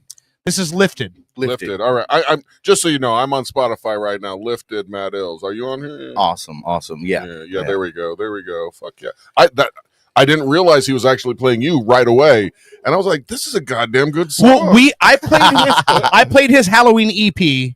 Remember when you did the Yeah, Halloween that was stuff? great. Thank you so much for doing that. And because the thing is, like, when you hear this guy rap, you don't know he can sing as well. So that song is him, but he also, when you hear him rap, you're like, there's no way that that's the same guy. But that's what I love about it, is that he comes in and sings a song where it sounds like that's the skeleton from Nightmare Before Christmas. But no, it's the same guy that just fucking slaughtered your whole family in a rap battle. I'm gonna need you to tone back the talent, sir. Like, some of us are trying to move up as well. We can't have all of it. I like the name of that song too, Lifted. I mean, there's it could be like lifted like your vehicle because Mexican goat or double entendre. No, if it was Mexican goat, it would be the song would be called Lowered. Okay, all right, You got me lowered. Yeah. But I noticed when I was going through your YouTube and looking at a few things, you do have more of a positive spin on things, and I love that. Too much nowadays, and I find myself doing this. We get bogged down in complaining and all the negative stuff because it's so fun to talk about all the negative stuff, complain and get it off your chest. Owen made me stop listening to drill rap. Well, I mean, when you start realizing that your social media is not social media anymore, and it's actually programmed and planned for you to do this and be this way, I start getting disgusted at even open conversations about conflict on social media, because it's not a open dialogue between two individuals or a community. It's open dialogue between individuals in a community controlled by a system that it's just not fair. So with that being said, I started focusing my music, my posting, all of my stuff on the positive things and the dope people that were surrounding me. And I found myself getting booked more, getting busier than I mean, I've been rapping some pretty radical anti-government ideas for the past 30 years. And it got me as far as wherever it got me. But like, as a songwriter and maturing as a man, I want to explore different areas, and this is helping me do that. And just taking a whole positive approach on it and surrounding myself with those people is just getting me a lot further quicker. Yeah, that's Before awesome. Matt, Mr. Ills, I'll say this is Screwball Peanut Butter Whiskey, our favorite drink on the show here. One of us. So take a sip and tell me what you think of this. Cheers, my friend. Oh, and I'm gonna go ahead and guzzle mine because I need to make room for our. This is already glass 3 for me. Oh wow! Yeah, we polish off a bottle of this every show between the three of us. That's fucking great, right? That's dangerous, bro. Yeah. You know what's even more? Because I have a sweet tooth. You know what's even more dangerous? Chiquita peanut butter tequila. I almost got that. It's this, but a little smoother. I've had the bacon tequila. Oh, that's yeah. also pretty. Well, we had a I'm a whiskey guy, so a lot of times we bring we do whiskey, right? So he accidentally bought he brought a bottle in where he goes, I fucked up, guys. This isn't whiskey, it's tequila. And I'm like, okay, well, fuck it. We're gonna drink whatever it is anyway. It's from a distillery in Jalisco, Mexico, that's been in business since 1637. That's a long time. So you're talking about old business. It's Chiquita peanut butter tequila. The thing about it is there's no agave musk. It smells like movie theater popcorn, and that shit is amazing. And I'm like, this is dangerous because I know tons of white people that will commit heinous crimes on tequila. And when they can't smell it and tell, oh, that's tequila, I don't fuck with that. They smell that and go, oh, popcorn. And then crimes happen. Bro, this is amazing. It's good shit though, right? This was the first one that we tasted, and it's still our go-to whenever we don't feel like digging into something different. We go with this, and this is an old standard. There's so many people I've given this to for the first time. They've never had it, and they go, I didn't know that anything like this existed. It's just that. Yeah, good. I was like, I haven't been drinking in a while. Thank you for bringing me back. Yeah, you're welcome. Any other bad sure, habits? I'm sure you needed that in your life. Yeah, I'm so positive. Now I'm an alcoholic. That's right. Next song's going to be called "I'm Sunken." You're with 3 other weekend alcoholics. You get me twisted. Yeah. You get me twisted. Let me write some of this shit down. We'll have an AI song before the end of the show.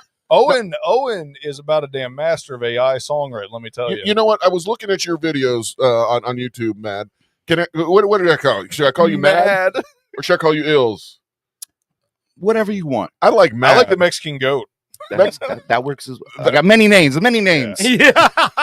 You are the Mexican goat. That's what I saw on the YouTube too. It's funny because I got into an argument with somebody online one time, and I remember texting him going, "Hey man, why you got to be the Mexican goat? You're the goat when it comes to battle rap." And he goes, "No, listen, it's about my heritage." And I'm like, oh, "Okay, you know that."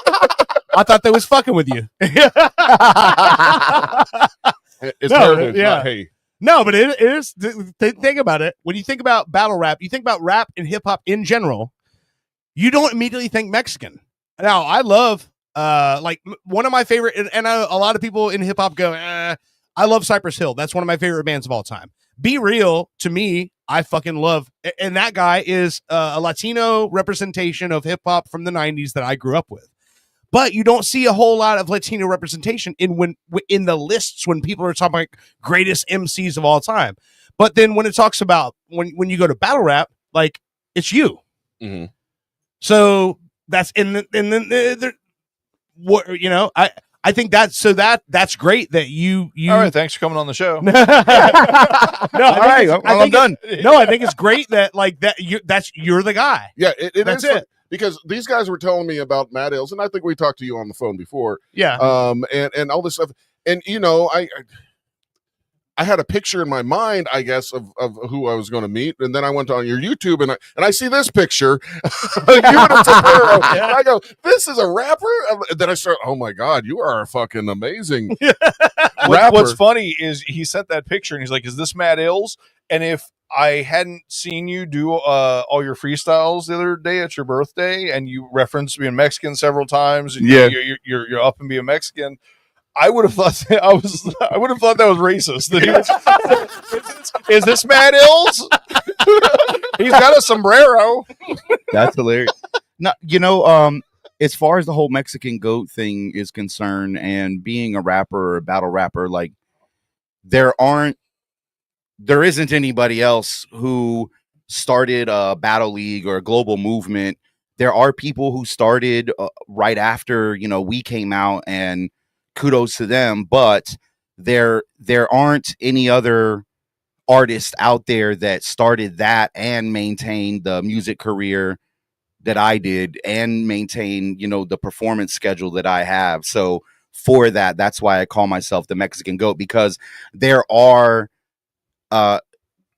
Mexican MCs who are more developed or well off in certain areas, but they don't check all the boxes. Right. They're just a rapper. They're just an artist. They didn't also spend their career creating a global movement and spending, like, you have to cultivating an entire community. Yeah, like, in order to get to that level, they had to spend all of their hours just on that one thing, where I was touching all of the creative markets and doing well in all of them, collectively. Yeah. So that's why I put myself on the Mexican goat, because it was just, you could always say that you're the goat of this or that, and there's plenty of guys that mark off those boxes, but I'm the Mexican goat. You haven't seen any other Mexican do exactly what it is that I do. I am very well. I mean, you are the hardest working people on the planet, so that kind of fits, right? That you would just work way harder than everybody else. Bushy and I have this ongoing feud of which one is the depressed goat. Whose life is worse? Go. So here's a question I have for you. So Grind Time Now, that's obviously where you started at, and I remember when you first started doing the live events, where you were doing you're the first person I ever met who had 100,000 subscribers on YouTube. like that had the platinum, the so platinum you got- play you- button and everything. Yeah, you got the button. Yeah, yeah, I got the play button. Yeah, he's the first person that. So I when have you- I have the OG silver play button that they don't make anymore. I would I still have it. I would because that hang was back in one like 06, 07, I think. It was really early. No, maybe a little later, maybe closer to 10. I would. Yeah. 2010, around 2010 is when we got the plat. I would hang that shit behind my toilet. So every single time I took a piss, I'm like, "Yep, 100,000." So what's your videos on YouTube? Like, what's the highest number video? Well, hold on. Like, So that was Grind Time when you started doing Grind Time, right? Okay. What he was doing was he took battle rap. So battle rap has been historically a thing that's done in clubs or there's tournaments or there's like 8 competitions Mile. and stuff like that. Yeah, exactly. So Grind Time turned it into like the UFC of battle rap. Right. So when they had an event, you had a pay-per-view broadcast with a table of people commentating and talking about the matchups. And then it would go to the matchups, and then you have the matchups, and then they would announce the winner. All right. And it was like the UFC of battle rap. Yeah, and we were the first established battle league with And- a ranking system and everything. Yeah, and we had Okay. at our peak, we had a chapter in every major city in the United States, Johannesburg, South Africa, and Sydney, Australia. Wow. And we were working with the United Nations under the Music as a Natural Resource program. You know what? We've done negotiations and collaborations with every entertainment media on the fucking planet. You know, MTV wanted us, HBO, Cartoon Network. They all wanted a piece of us at our peak, and you know, it was a fun ride. But yeah, we definitely were. We were the second largest viewed hip hop website on the planet, second to World Star Hip Hop, and World Star Hip Hop is the site that blew us up. Yeah. Really? Yeah. Wow. Jesus. They ended up putting our video out, and I contacted them and said, "Hey, you love our video? Thank you so much. We can give you all of our videos if you just let us put your watermark on our video as a sponsor." And they were like, "Okay." And that's how it happened. For a whole year, they would put us up for free. We get millions and millions of views. That's crazy, man. And the thing was, so since that, so you sell the company, you go on to other things. Now it's like that's like the benchmark. If you're gonna have a battle rap league, they have to do it the same way Grind Time did it. Or I don't say they have to, but all these other leagues that have popped up over the time have taken so much from what you did back then. Like, how do you feel about the evolution of it, and does that bother you at all, or do you feel proud that you started something that's gone that way? That actually is what we're supposed to be doing to evolve the culture. So if you have a great idea, or if you're the one that's riding the trend, you don't necessarily reap the fruits of those labors. It's usually the second or third wave of people that catch it, that are able to tweak what you did and are able to take it. Like the league that immediately came after us ended up selling for like 1.4, 1.3 million to Caffeine. Oh, wow. Okay. So, and that was actually the first battle rap company that was valued over $1 million. Yeah. We were getting, at the time, we were getting offers for close to $1 million, but it was never over $1 million. And then they sold for over $1 million. Right. So I'm happy that happened, because when I started getting into it, I personally felt, because I was going to all of the tournaments all over the United States. I was in Scribble Jam. I was in Atlanta, Breaklanta, and all of those big tournaments, and they started going away.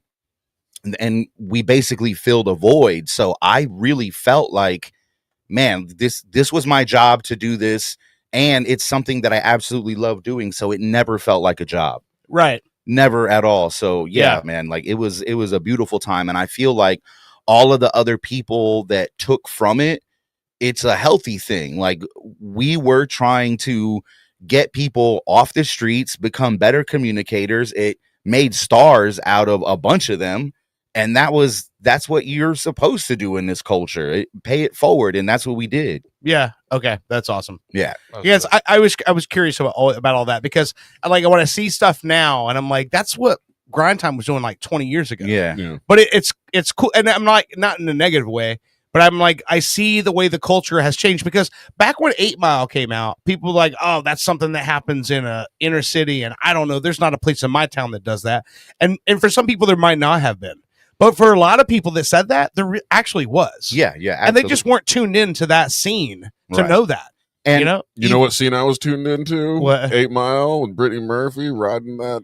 Never mind. That's the scene I was tuned into. Man, that's almost the story of every freaking battle rapper trying to come up. To be honest with you, What, they get Getting Brittany your girl- Murphy? almost like getting your girlfriend back. I'll start fucking rapping. Yeah, you, but you I date remember the- you end up dating a hot chick from a trailer park who sleeps with everybody. Like it Well, happened, shit, happened to me, happened to all of them. Happened to all the best of us. I did that plenty and never was a famous battle rapper. So I banged all the trailer parks. You even banged the trailers. You know? in the back of a Tacoma.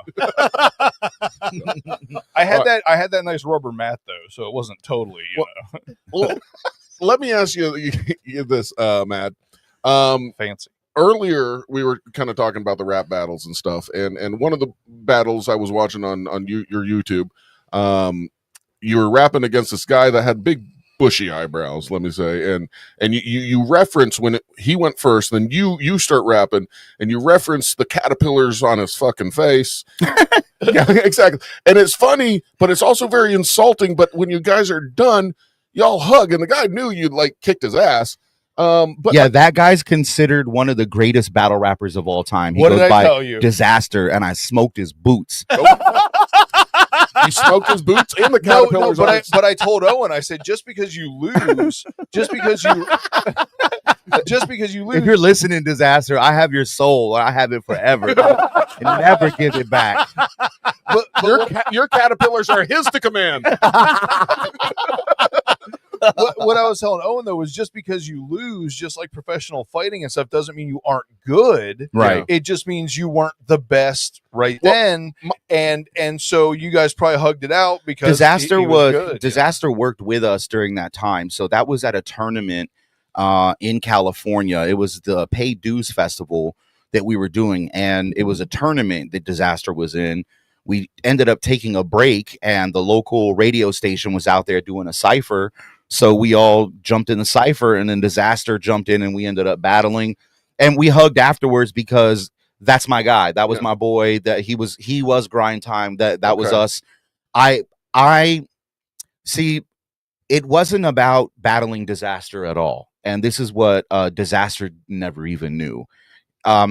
He jumped in, and then I started going after him, pretending that he was attacking us. Okay. It was very strategic. It's not like I had something written. Like, all right, I poked it. I'm the one that brought it out because Grind Time was there to make a statement. We had our own stage at the Paid Dues Festival. There were 3,000 people just in front of our stage, and they stayed there all day long with all the other headliners that were out there. I wanted to make sure they knew that Grind Time was here. We're here to make a statement. Even when you see us off of this stage, we're larger than life. Even when you see us in the ciphers, we're larger than life. And that made a real big statement at that point in that festival, which brought a lot more people to our stage. So yeah. That's the real reason why I did that.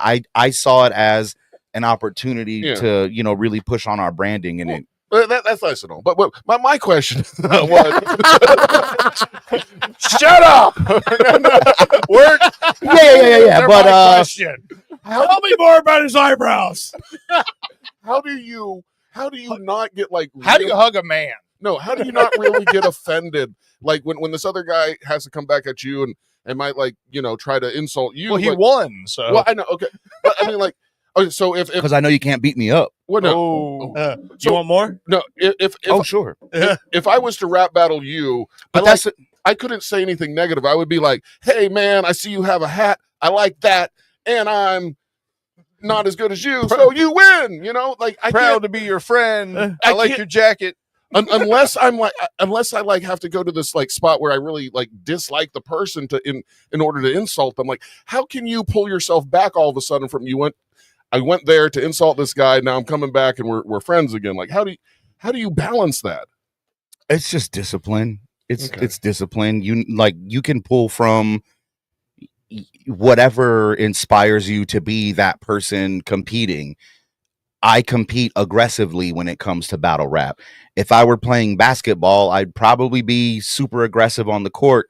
I'm just an aggressive person. I'm a former United States Marine, so that bark is in me, and that attributes to my style. But it's just with martial arts, it's about how much discipline and control you actually have, shows how much mastery you have of this craft. Yeah. So if being a Marine that knows martial arts, even if he loses, he can still kick your ass. yeah, I'm not afraid. Like even when I would go places and battle, I wasn't ever afraid of anybody like retaliate. Yeah, or get like I would try to say the meanest, nastiest things I could because I also knew that like, come on, man, you ain't gonna beat me up. Do you whisper to him before you rap battle? You say, "Former Marine." No. Okay. I'm strapped. Nah, but all like in all the battle community understands that that's where battling actually comes from. It's from people who decided to not be violent, and this is how they practice the culture by competing in a non-violent way. I like that. Yeah. Yeah. You know? Let's shoot lyrics rather than guns, you know? Yeah. It's the same as capoeira. Oh shit. If you get hit in capoeira, it's your fault. Capoeira. That's the dance fighting. Yes. You remember Brazilian. Yeah. Was I Eddie, thought it Eddie was- Guerrero in Virtual Fighter? Is that right? He did the capoeira. Eddie Gordo? Guerrero. No, Eddie it wasn't Guerrero. Guerrero. That was a yeah. wrestler, No, wasn't no, he? it was Eddie something. Though, Isn't that a right? guy that's dead? Yeah. The greatest wrestler of all time. Damn, that One guy of killed them, his yeah. fan. I knew it. Yeah, no, that was David. That was Chris Benoit. Yeah. Totally. Oh yeah, yeah, It was yeah. his family, What did Eddie died of a heart attack. Okay. Eddie was Latino heat, man. I'm your poppy dog. Yeah, no, but Eddie it was like the it was best. like Eddie Gordo or something. It was Eddie something. Eddie but G. in Virtual Fighter, he did the capoeira. Yeah, I know my Okay. video. I have video game knowledge. God damn it, that's what I got. Okay, I don't battle rap or nothing. But let me pause the conversation for a second. We're going to I'm not. This is the new drink we got. I'm thirsty. You're not pausing the conversation, or No. I mean, like I already am 3 glasses deep on the first segment. You don't I want to know. trail magic? I was spinning a second ago. I guess I could try one. This is trail magic. This is strawberry iced tea and lemonade. It had been a minute since I smoked a blunt too. So. Well, this has 10 milligrams of THC. Oh, there we Beautiful go. THC. Okay, that'll make me feel I'm more going to sober. open one of these because I'm thirsty. And while I pass this around to the class here. Oh, you're going in, Dirt? yeah, why not? Oh Well, shit! there's 4 in here. It's for not, you. it's not every day you got the Mexican goat in your house and shit. Ills, Hey. you're about to be in for a fun show. Dirt, we Dirt's only done THC one time before, and it was fun. And I created a whole fictional character. Yeah, Bang Fanglin. it was amazing. Bang Fanglin exists because of that. As we sip these drinks, hold on. Yeah. That's what I want you to be thinking about. tastes I will great. say this. Every single one of the THC drinks he's brought in here so far tastes amazing. Now, I'm a fucking stoner, so maybe I'm just like predetermined to like stuff with weed in it. Okay. But I mean, I could drink this. I'd rather have the whiskey, you know, because it makes me feel a little bit less manly drinking this, right? this is way better than the last weed drink you brought in, flavor wise. Flavor, well, I mean, this is iced tea and strawberry. What do you think, Ills? Honestly, I can't call it after drinking the whiskey because it was so sweet Yeah. and flavorful, and this is not Yeah. as flavorful as that. Yeah, But for a usually- THC drink, it actually has flavor to it. Okay. It's Yeah. a strawberry. I was Arnold about to say Palmer. a lot of times the THC drinks, the flavors are a little muted, Right, for right. whatever reason. This I think might be the sweeter one out of everyone we've had. Yeah, it definitely is sweet, but maybe it's because I had something so over the top. Right. It's almost like a Fresca, but a little sweeter. Don't worry, if you hang out with us, you'll get used to mixing a lot of stuff. Yeah. Everything, all of it. But as you're sipping on those drinks, Mad, I wanted to ask you. I know I mentioned it earlier. I was checking out your YouTube page, and anybody listening, what is your YouTube page if they want to go? Mad Ills, MADDILLZ, Mothers Against Drunk Driving Ills. Nice. Badass. I love it. I thought it would be Mexicans against drunk driving. Oh, Can You like that one better? no. No. Can you imagine? Can you imagine your child just died in a drunk driving accident? And you look it up and you end up seeing a battle rapper, and you're like, "What? This is not what I thought I was joining." All right. Well, Forget about everything I just said a second ago. All right. I was checking out your YouTube, and I noticed your videos. You tend to use AI a little bit, right? Mhm. AI is a beautiful tool, and I use it a lot. Tool? Yes. I've been practicing and learning like the video stuff. I see what you do and how you. I imagine you use a green screen and then you put the videos together or something. Or No, I use Sora. Okay. And I mean, I've been editing with Adobe Premiere Pro since it first came out, and I've actually completely abandoned it in the past 2 years, and all I use is CapCut. Okay. That is all. CapCut and Sora. Sora, if you prompt it right, you can get the right stuff out of it. You can do a whole music video. I prompt out 9 seconds at a time so I can control, all of the frames, and then I throw it all into CapCut. Okay. No, I learned on Final Cut back in the day. The on Windows, or not Windows, on my Macintosh and stuff.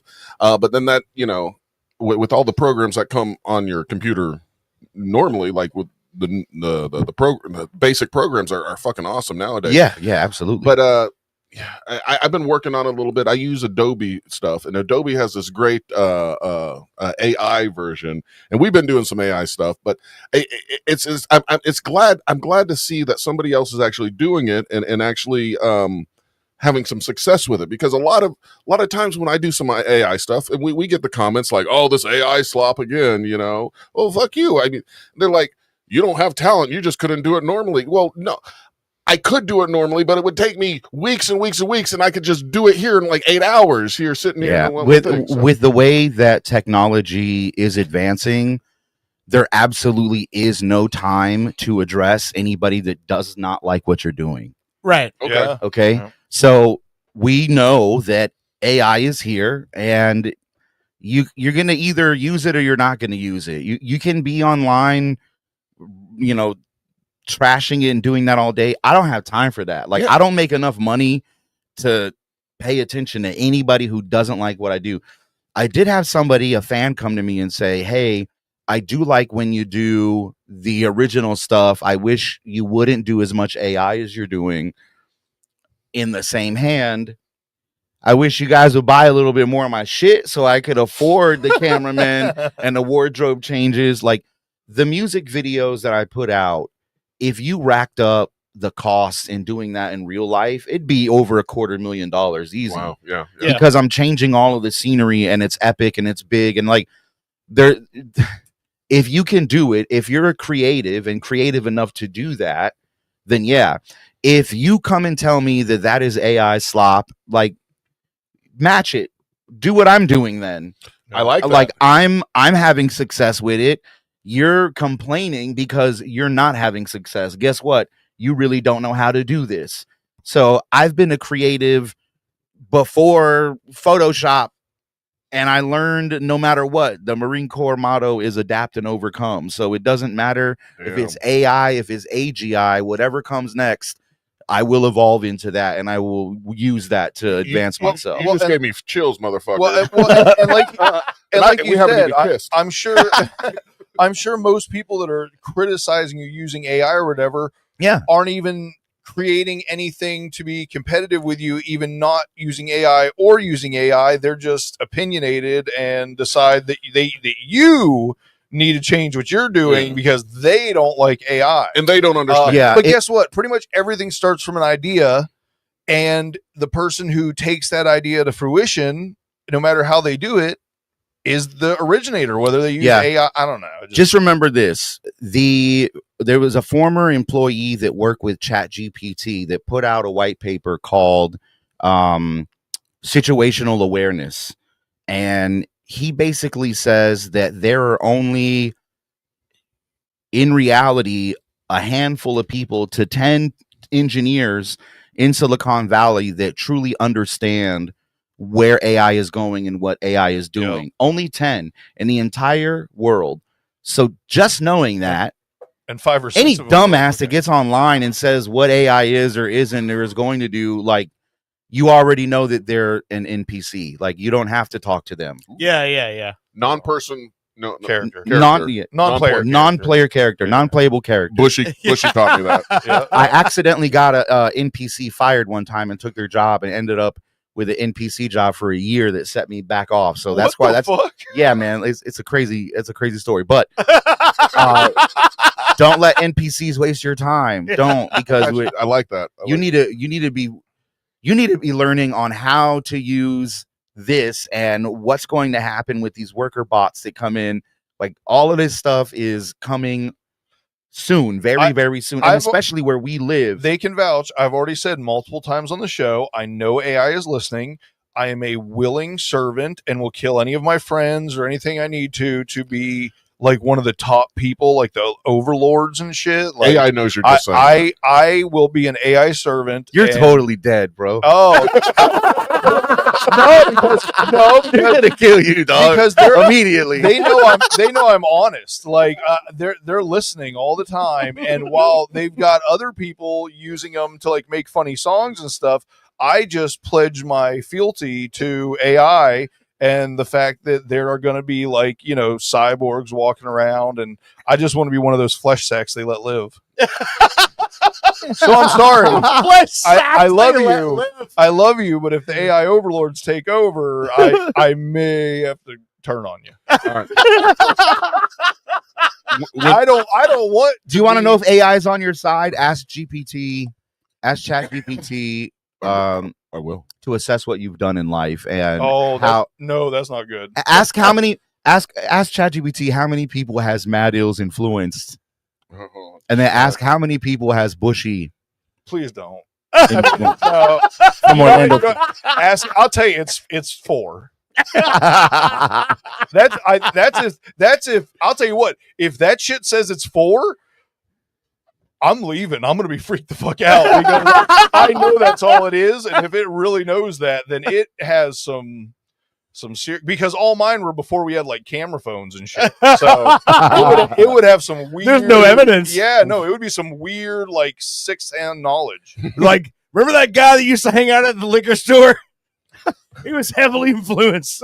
The biggest thing I've ever did was I got talked about on like a 4chan board because I was playing on Dark Souls and helped somebody. Wow. I don't know where this conversation is going. This shit got real as fuck. Oh, that was my big moment. They don't even know what Dark Souls is. at least Ill smirked. I know what Dark Souls is. Yeah, he knows what. I was married to one. 2. Oh, there are 2. One of them was there's brown. 3, technically 4. Oh, Chat GPT. I asked Chat GPT if they knew my man Matt Ills. You want to know what Chat GPT says? Does it say does not compute? Does not. It says with an exclamation point. You're talking about Matt Ills. He's an up and coming rapper known for his gritty style and energetic delivery. Okay. He's part of the new wave of artists blending street inspired lyrics with modern trap and drill beats. Oh, ChatGPT is white as fuck. His tracks often showcase clever wordplay and raw, unapologetic storytelling vibe. I like that, man. Wow. So far, so good. I'll do one more paragraph. And this is a good one. No. If you want, I can give you a quick breakdown on this stuff. Okay, never mind. This is I'm asking what. No, read it. And say, ask it how many people has Mad Ill's influence through Grind Time. Okay. All right. Before you give me a breakdown, Grind Time is 1 word, right? 2 words. 2 words. Okay. I'm terrified and interested as to what it's going to say when you ask about me. Like, it could be real. If it's seen everything I watch, like porn wise, it's gonna be a really. I'm telling you, they're gonna kill you immediately as soon as they get the chance. They're gonna be like, this guy searches for. This is sad. The weirdest I stuff. thought I was really going to make it once AI took over, but now Ills has got me questioning my loyalties here. AI took a way out. He goes, that's a trick, or he or she, whatever.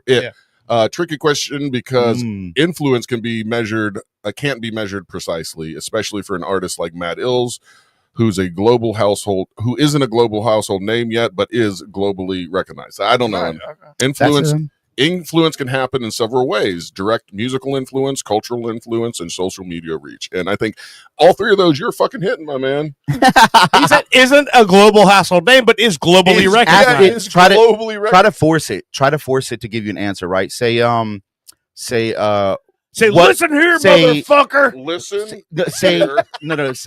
Say, in your personal opinion, how many people do you think he's influenced?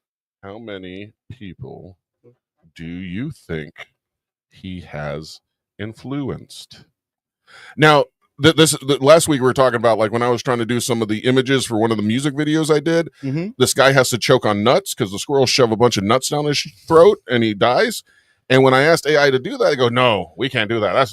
You can't harm a human. So I said, have squirrels putting so many nuts in this guy's mouth, he's enjoying the taste of them, he's smiling, he's drooling. It said, no problem. And it gave me that image. Yeah, you just got to find a way to prompt around it. Yeah. He got it where it would let somebody eat a dolphin. Oh yeah. You know what? Next break we'll show you a couple. Yeah. You guys are going in totally different directions with AI. You haven't seen the Bang Fanglin stuff? He doesn't even know about Bang Fang. Oh shit! No. We're gonna show you what creativity is. Bang Fanglin's father was a THC drink. Bang Fanglin's going global. You just don't know it yet. The next song, I'm gonna tickle you guys' ass with a feather. We're gonna find out what the dolphin's all about. Oh, okay. Shit! Okay. All right. This is what there's lore for the dolphin he's eating. I've got to make something up with so good. The videos that we've made. You know, I got to make it make sense. But it says, all right, let's do some careful thinking. Since Mad Ills is still considered an emerging or underground artist, I will say, ChatGPT, we are above ground right now. He is not underground anywhere. Right? You don't live underground. It's weird that what underground gets classified as. Now, yeah. Even Tekashi 6ix9ine is classified as underground hip hop. Yeah, even though he's had like a TMZ special. Yeah, I mean he's Billboard charted, you know. So is he still like pretty much? He still does his stuff. Well, no, I know that, but I'm saying, like, even to this day, I think a lot of his earlier videos still have more views than most people have ever pulled. Right? I mean, he knew how to do that. He knew how to go viral since the World Star days, since before he was an actual rapper. So. Yeah. Wow. Okay. Let me cut through all the bullshit that AI is fluffing me with. Yeah. Putting this all together, I'd estimate, and this is ChatGPT talking like a human. GPT. What? I don't care. Okay. Mad Ills has probably influenced somewhere in the range of. Let's take a. How many people do you? Don't put us on the spot like 50 that. people. 50 people. 240. 240 people. Mad Ills directly or indirectly influences somewhere between 50,000 to 200,000 people. God, that's fucking insane. Wow. Every day. I've been jerking off every day because we got a video that's got 200,000 views and we don't even say anything on it. Mad Ills has a solid underground impact and can grow rapidly when he breaks into wider audiences. So what? Wider audience? Wider. Fatter. I was like, that's fucked up. We're here. I was like, I didn't know ChatGPT was racist. We're wider and whiter. Wider audience for sure. You're a living, breathing double entendre. Okay, now for the real, look how many people is Bushy influenced. Do you? It's gonna say 0. No, we don't know what you mean by bushy. What the fuck is a bushy? And then hear what he's typing. I don't know. Something insulting. He just said, "Do you know my friend Bushy?" Oh Jesus! I don't have access to private information. Yeah, that's private, all right. Yeah, write my full name. Right. Don't say it. I did. Do you know my friend Bushy? Oh, really? And it says God no. damn it. Leave me alone. Hold on. He once rode a bike 11 miles. Do you know who I am?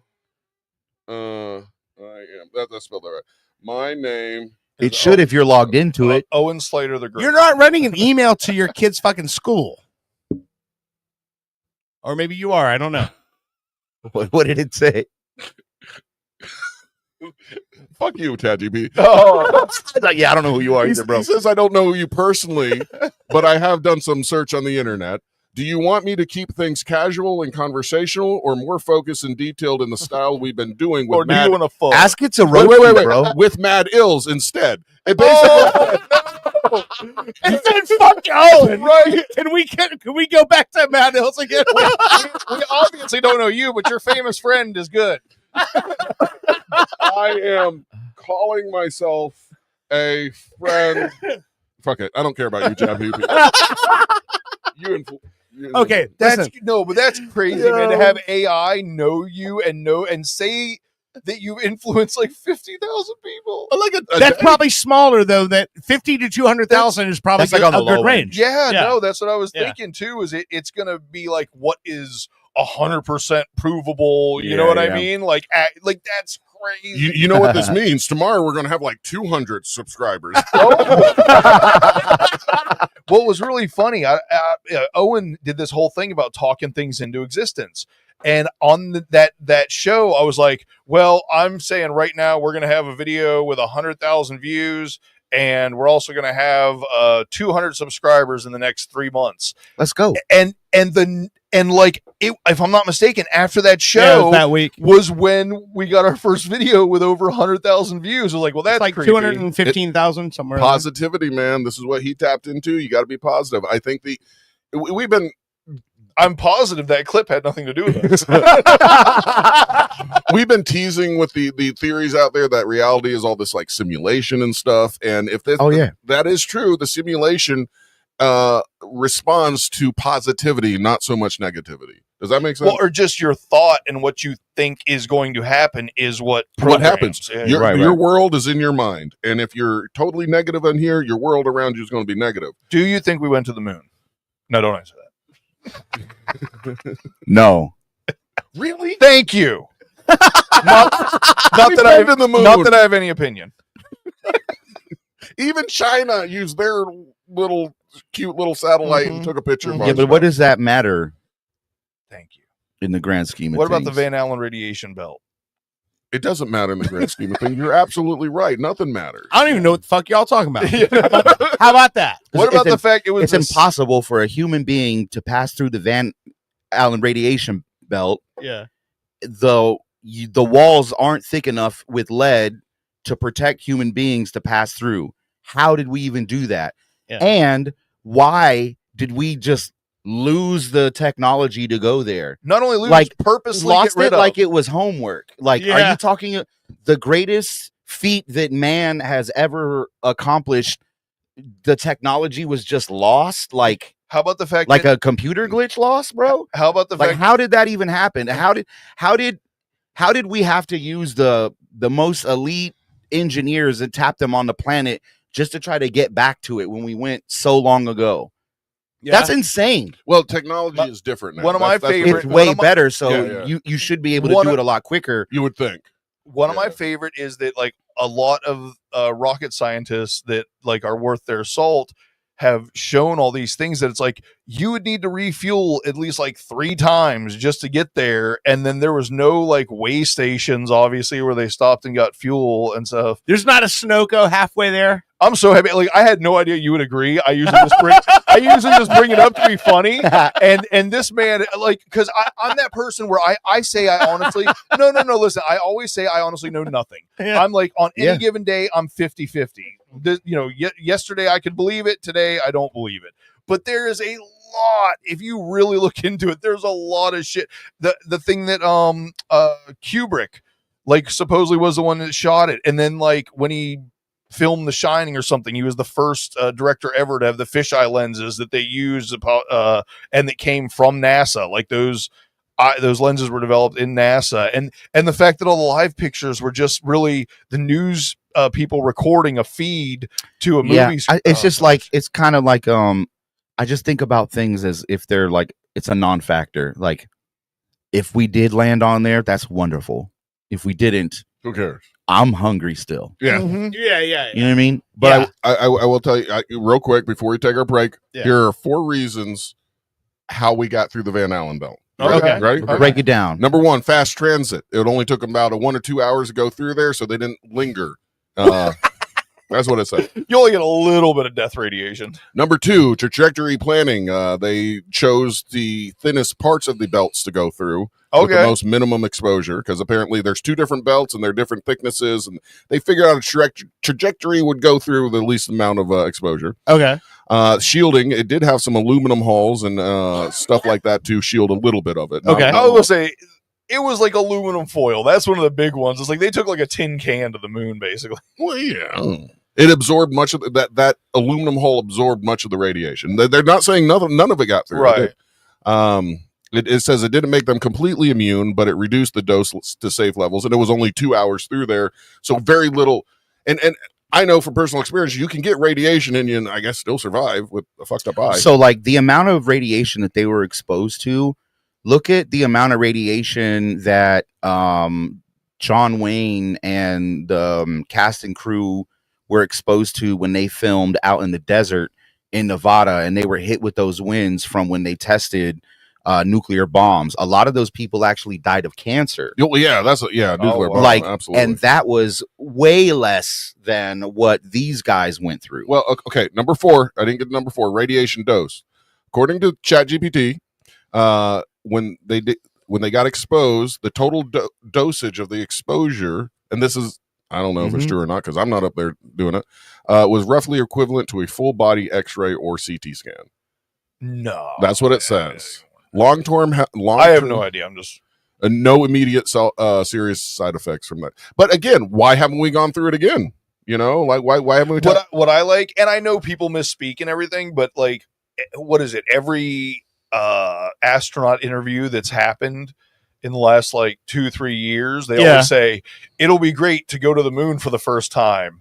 And then later on, they're like, no, that's not We what I meant second meant. time. Like, I mean, me for the first time. Like, you also got to remember that was a time where we were battling for superiority. Yep. Yeah. And to announce that we were able to do that gave We an knocked a lot of advantage, dicks in the dirt. Yeah. You know? So I mean, that's hard, man, because that's why it's a conspiracy, man. well, Like, and it kills me when people are like, there is no reason for us to fake it. I'm like, really? There's Like, a lot of there was reasons. every reason to fake it. All right. Well, on that note, when we get back, I do have a video. Are you going to stick for another segment? Yeah. We can, Okay. Do you believe in UFOs and aliens?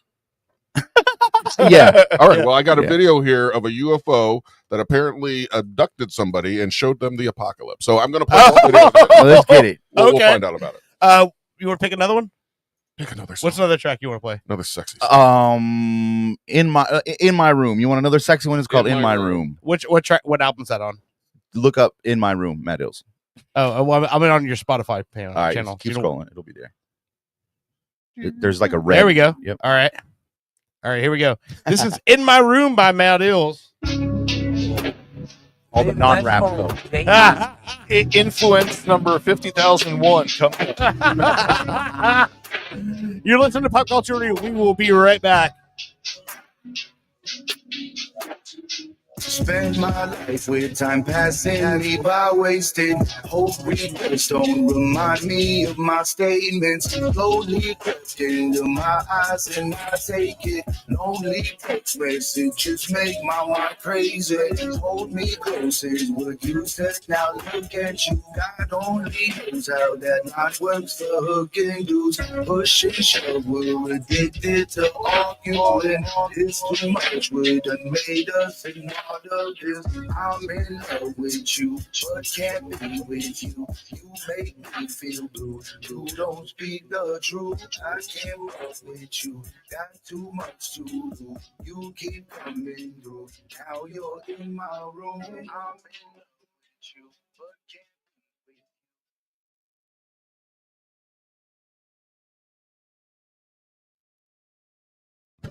be Baseball, apple pie, your grandmother's fried chicken. These are great institutions of the American dream.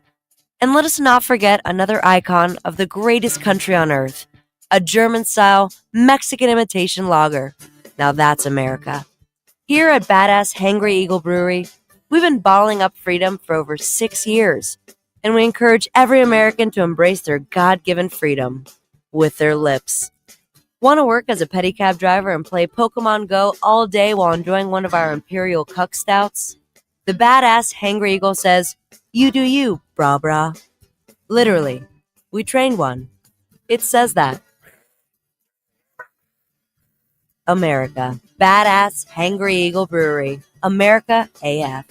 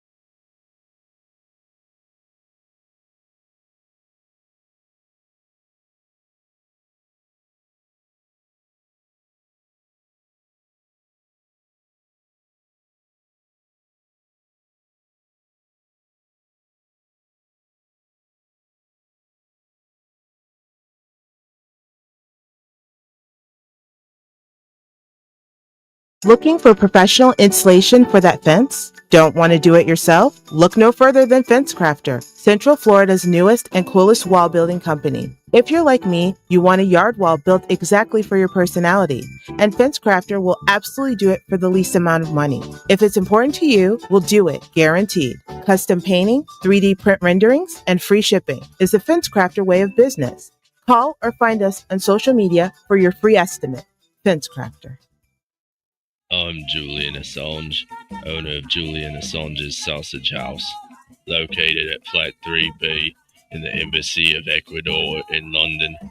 If you can't get enough of hundreds of thousands of leaked emails about banal topics of insignificance, at least fill up on me sausage. And for dessert, enjoy a conspiracy in 3 delicious flavors. Crooked Clinton coconut, don't deport me bro mango, and Hacker's surprise. No surprise here. It's criminally good. Haha. Julian Assange's Sausage House, in the Embassy of Ecuador in London.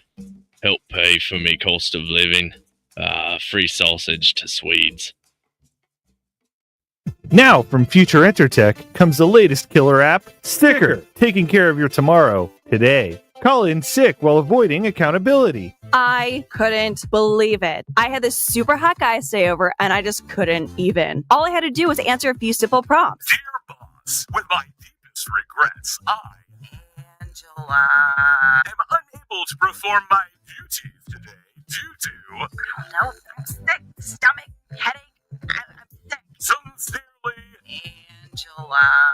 Sticker's patent-pending algorithm is designed to get you a hassle-free day off whenever you need it. I woke up with a case of anal glaucoma. You know, I couldn't see my ass going to work today. Let me tell you, sick is a real life changer. Dear boss, with my deepest regrets, I am unable to perform my duties today due to...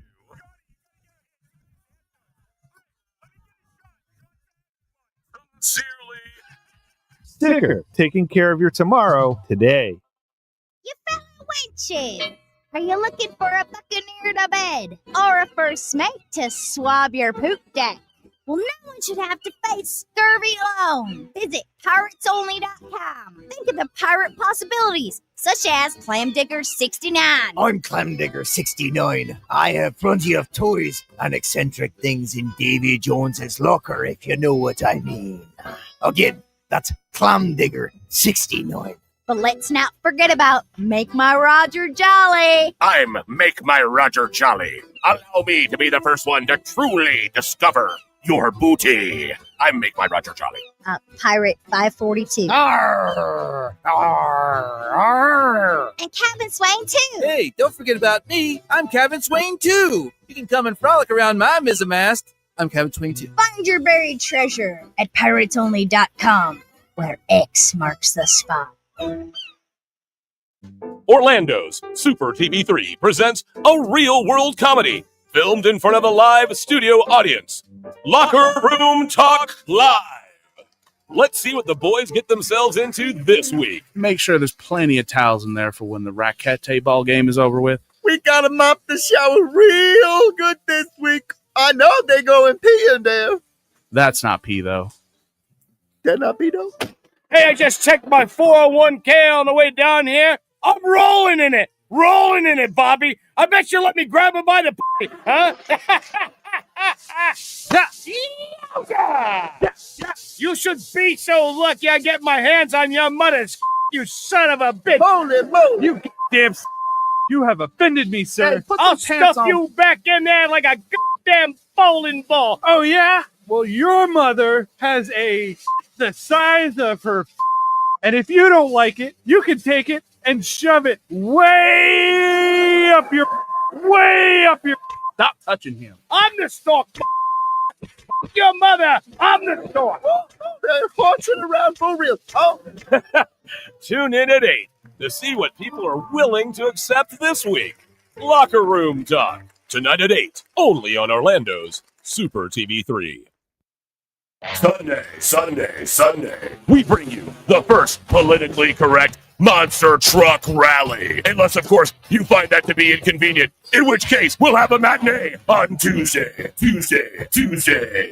Featuring such non-offensive sports vehicles as appropriately sized foot, mild-mannered canine, funeral service worker, and son of funeral service worker, who, although slightly younger, still gets paid a living wage. And current DC Truck Rally champion, I'm okay with our country having a black president. Price admission includes the entire seat, but you'll only need the edge. Sunday. Try to respect the wishes of our neighbors and keep the noise down. Hey, I'm world famous radio personality Pinkman. You may remember me from your radio. I'm here to tell you about the newest app craze. It's called Pinky Man Go. Using the power of augmented reality, Pinky Man Go allows you to find real-life objects in the real world.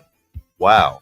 I got loose changes. It was under the couch. Nice. You can trade that in for Pinky points, and then I can buy chips. Phone chargeroo. Oh my god. It was just there. You just unlocked a side quest. Now go find my phone. Okay. Guys, I just found car keys. Perfect. I'm late for work anyway. Everyone get out of my apartment. Douchebags. Pinky Man Go! Pinky Man Go! From the makers of Sicker.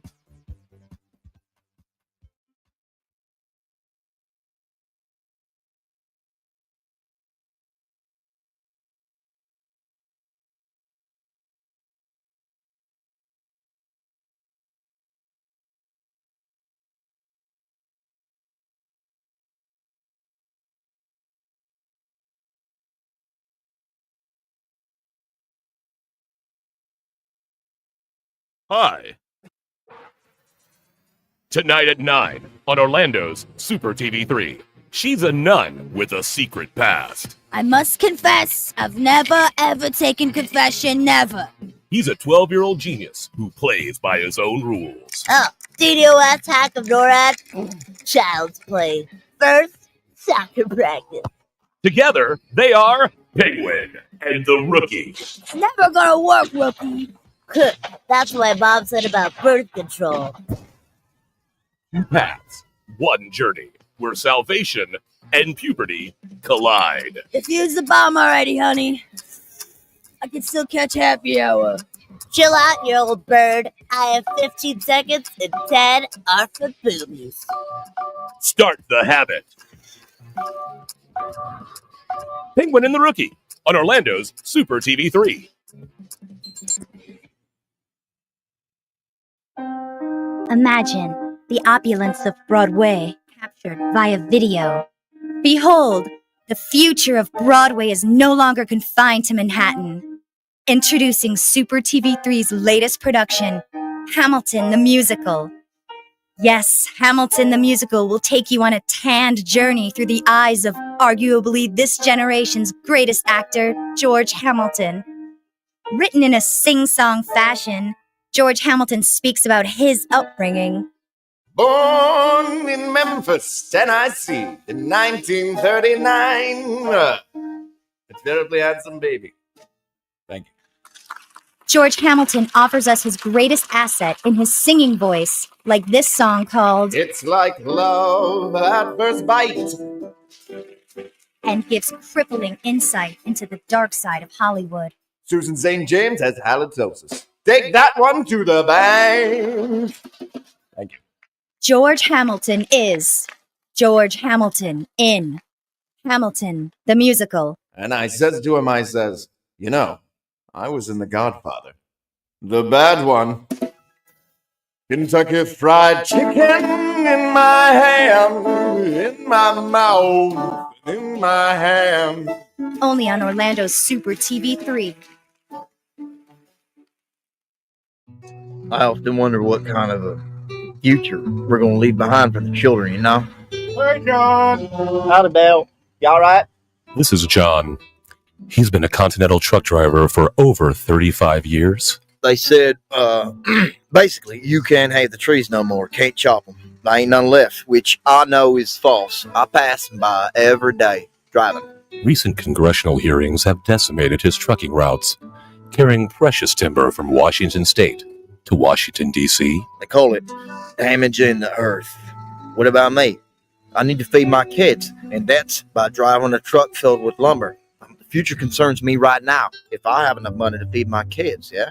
Environmental groups are petitioning against American jobs at an alarming rate, citing global climate change on so-called deforestation.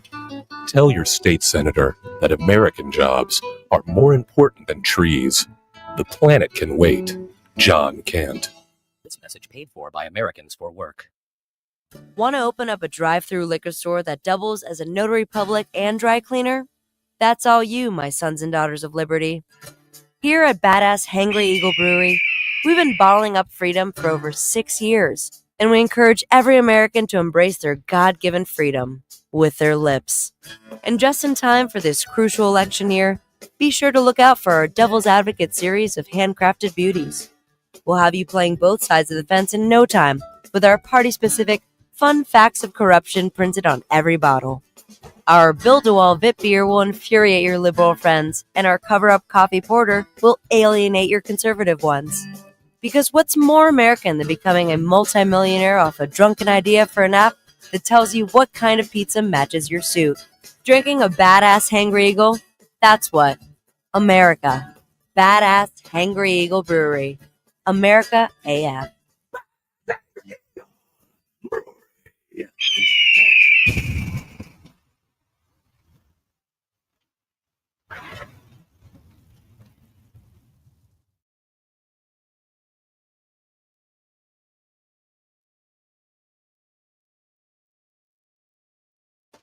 I am Bang Fanglin the Earl, and with my trusted attack yo-yo...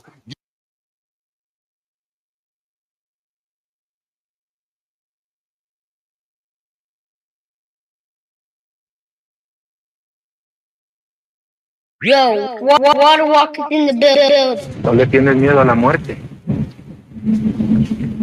Mira cómo juega. Cree que es una fiesta como si no importara.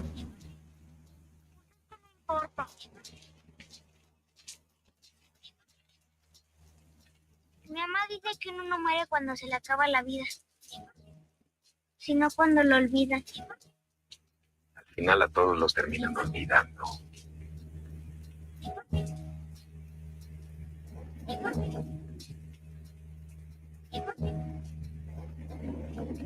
Talk now, forget later. Walk round till death takes you. Hawk out in chest cave, you chalk out your head, player. I'm Bowser, red lasers drop out and they chase you. You don't want raid, then calm down or get tasers. El Mexicano, the Chevy model with Henny bottles. The road to smoking tracks got me filling every pothole. And any mono that's raising a claim to play piano, you offer Kia off your knees, I'm the baby Chapo. In other words, with me, you should probably use other words. Cause if I unearth you unworthy, then you're under dirt. You underdig, you overstand, you underlearn. Whatever it is, don't say I didn't say the fucking turn. Slightly past 4 a.m., I might be smashed more. Make it home sloppily while driving fast forward. Not a scratch on me, so why am I that sore? For running face first into a sliding glass door.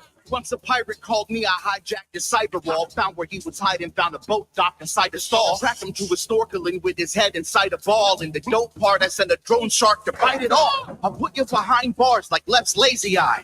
Have you squinting in the pod when they raise the lights? A zany mind with crazy rhymes who maybe writes with the soul of every MC he's slain laced inside. Of course it's him, coursing through flows like dorsal fins, adorned to him, gliding through easy like he had porpoise skin. Jason Momoa with a better story origin, dying from dysentery on the Oregon Trail tour again. Very unfurled, she was on the couch enabled. There is a pearl that drips on her mouth, it's great, bro. Bury your girl's lips on Popocatépetl. While you ask, where in the world is Carmen Sandiego? Where in the world? Mad Ills.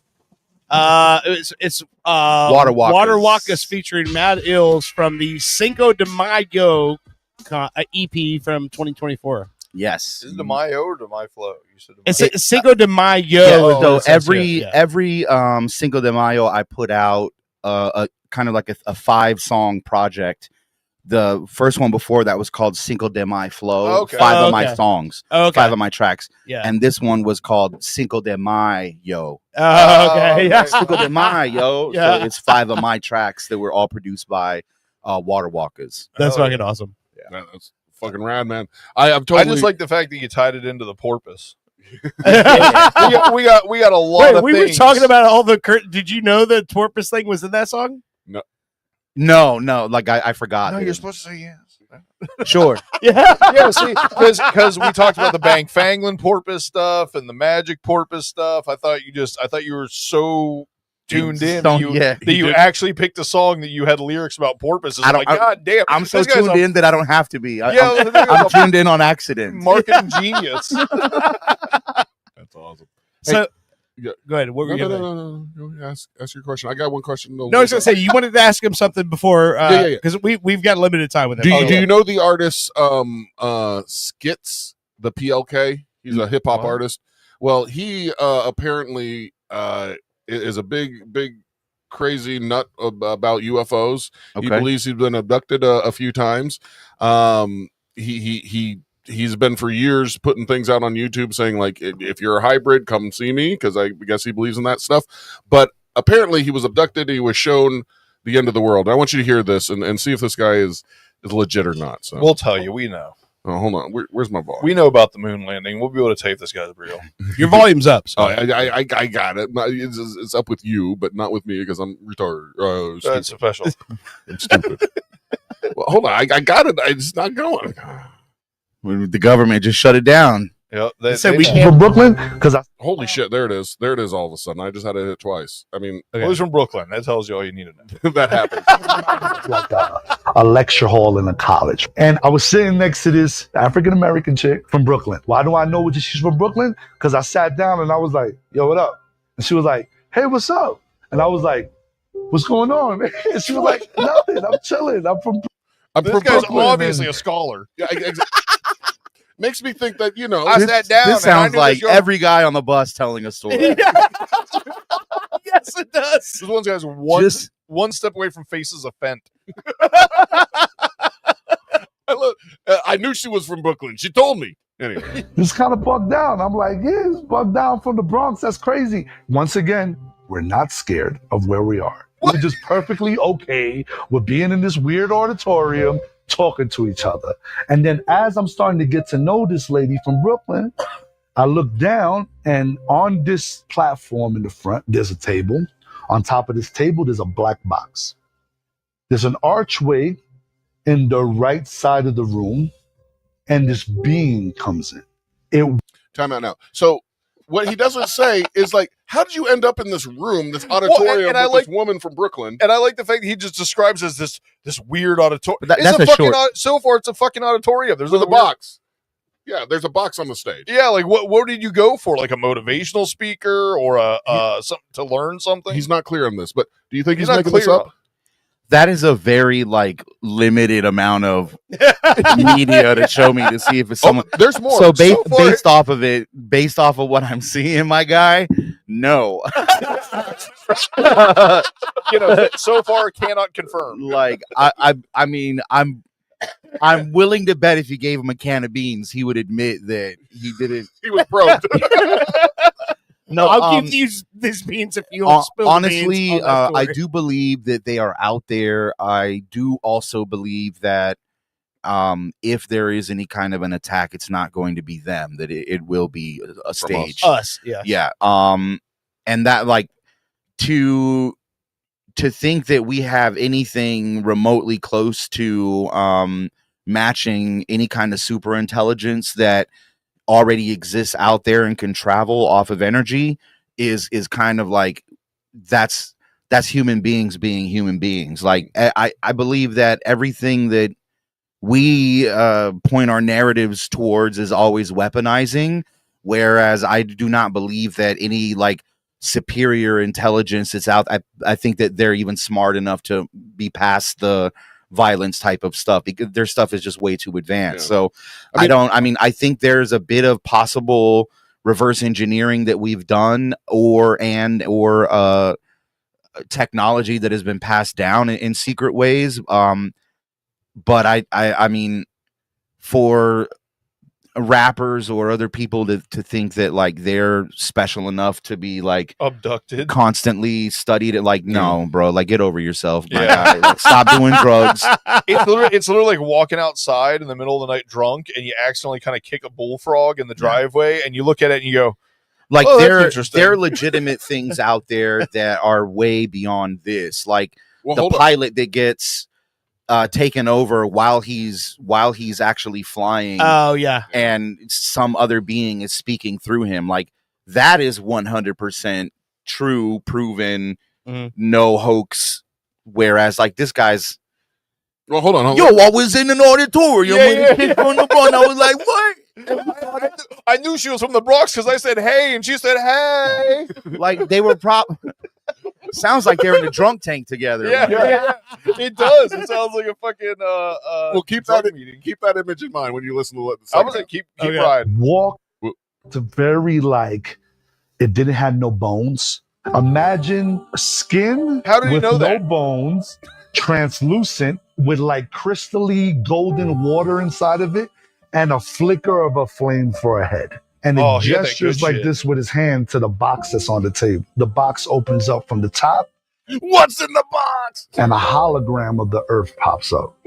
And it starts spinning slowly. And then a little meteorite comes and hits the earth, and the whole earth explodes in this hologram. And I hear in my mind, and not in my own voice, in another voice that sounded almost robotic. That's the in a beginning of way, Land a Before little- Time. I saw that too. I saw that when I was a kid. I cried for Littlefoot. When this happens, you will all have a job to do.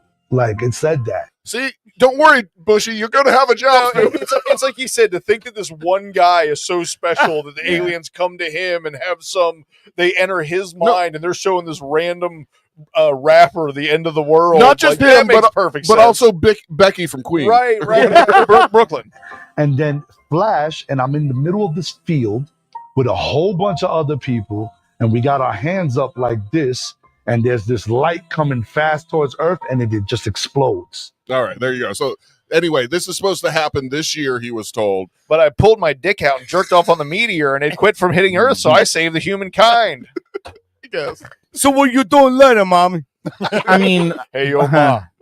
Busta Rhymes said the world was going to end in the year 2000. I mean, this guy. For some people. Have you seen 12 Monkeys? Okay, so listen, we're running out of time with Mr. Ills here. Would you guys like to get Matt Ills to freestyle over on us on the show? Oh shit! And everything he's learned on the show today here. Don't use anything you've learned here. Please. Do something else. Remember, Oh, man. I'm the coolest guy ever. All right, go. are you Here, ready? I'll put on the 357 mask. Shout out 357. Oh yeah.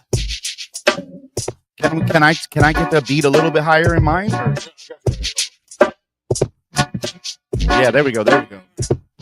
One. All right. Check. Yeah, they call me the Mexican goat. Well, how it do, y'all? I'm here just taking shots of some screwball peanut butter. I think I need another. Might get drunk, walk down the street, and beat your mother.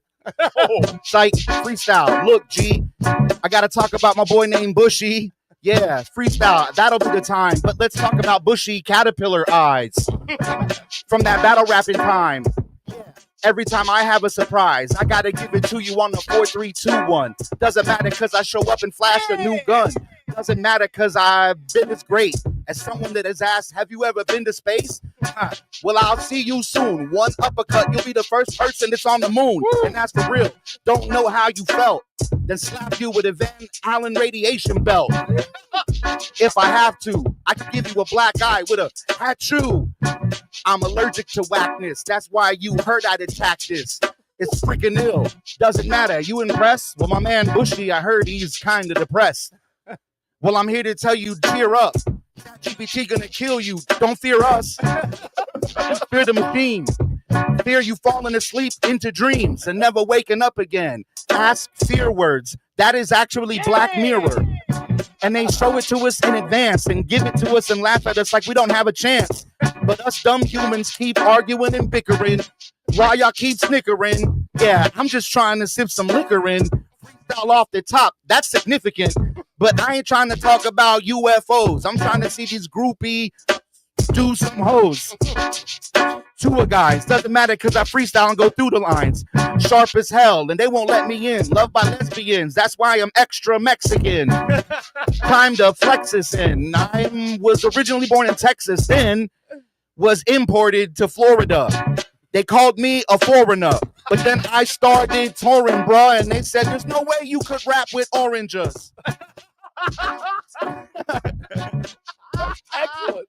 I think that's it. I think Warrior's not going to be better than you best at oranges. Oh man, so good. Man, listen, dude. I want to thank you for stopping by. Yes, I sir. can tell you, like 100%. I know, like bringing Bushy to your party, your birthday party this weekend was exactly what was needed for him. It was exactly what was needed for me because I haven't seen you in fucking forever. Yeah, man. I know what you're doing. I follow what you're doing, but we don't get to see each other because we're always working. But I appreciate you stopping by and just know, man, like doors always open, man. I love you. Sir. Yes, sir, man. So every single Monday night at Austin's Coffee, they just brought back the open mic freestyle. It is free to come back. Monday Night Raw is what you were Yeah. calling it originally. Is that still the name? No, but it's just the freestyle open mic Mondays. Okay. But this Monday is very special. We have Southstar from Smiles and Southstar. They were a group that got signed out of Transcon Records out of Orlando back in the day. It's great to have Southstar on. I'm going to have a live interview with Thurston Howell III. He is the whole entire reason for the polo movement and why in hip hop we wear polo. Okay. So he's going to be taking live Q&A and we're going to be talking to him for about 30 minutes and sitting down. So Okay. if anybody wants to come out and check that out, that will be on Monday from 9 to 12 at Austin's That's Coffee. the new Austin Coffee. The new Austin's Coffee. So who's spinning that night? DJ J Mob. Oh shit. Yeah, Okay. and he has a wax release party that he's doing. He's actually bringing Craig G down. I believe April the 17th. Wait, isn't that your buddy, the guy? J-Mobs, yeah. Yeah, that's awesome. Hell Yeah. So we're all together on this. So please come out, check me out. Fuck If you yeah, want to dude. follow me, it's at Maddills. That's MADDILLZ. Yes. Hell yeah, man. Hey, what do you say we take a quick break? We'll get him out of here and we'll come back and we'll close the show. So you guys good with that? Thank you for blessing us through your presence, good sir. Thank you very much. Thank you very much. You got one more you want us to play? Yeah, play one more off of that, off that same. Oh, the joint. same one? Yeah. Okay. Which one? In Orlando. Okay. Good. There we go. Is there a porpoise line? No, Turn it off. All right, this is In Orlando.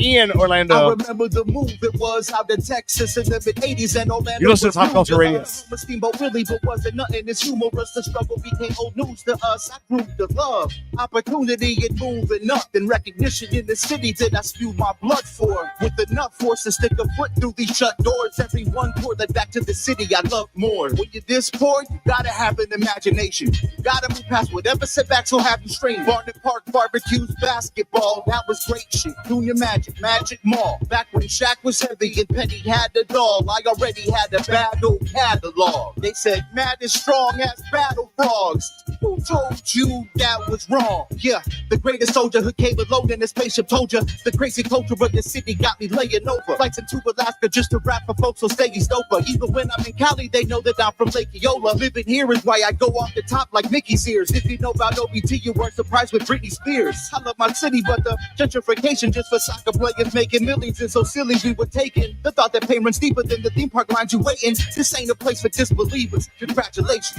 you got the high and the low of it. Either way, I see the day and see the stake of fly shipping on to it. From Orlando to Ozone, it's the ultimate. We're glad you visit, but stop trying to go to it. Our economy needs an artistic view over it. The housing crisis is as serious as this home you get.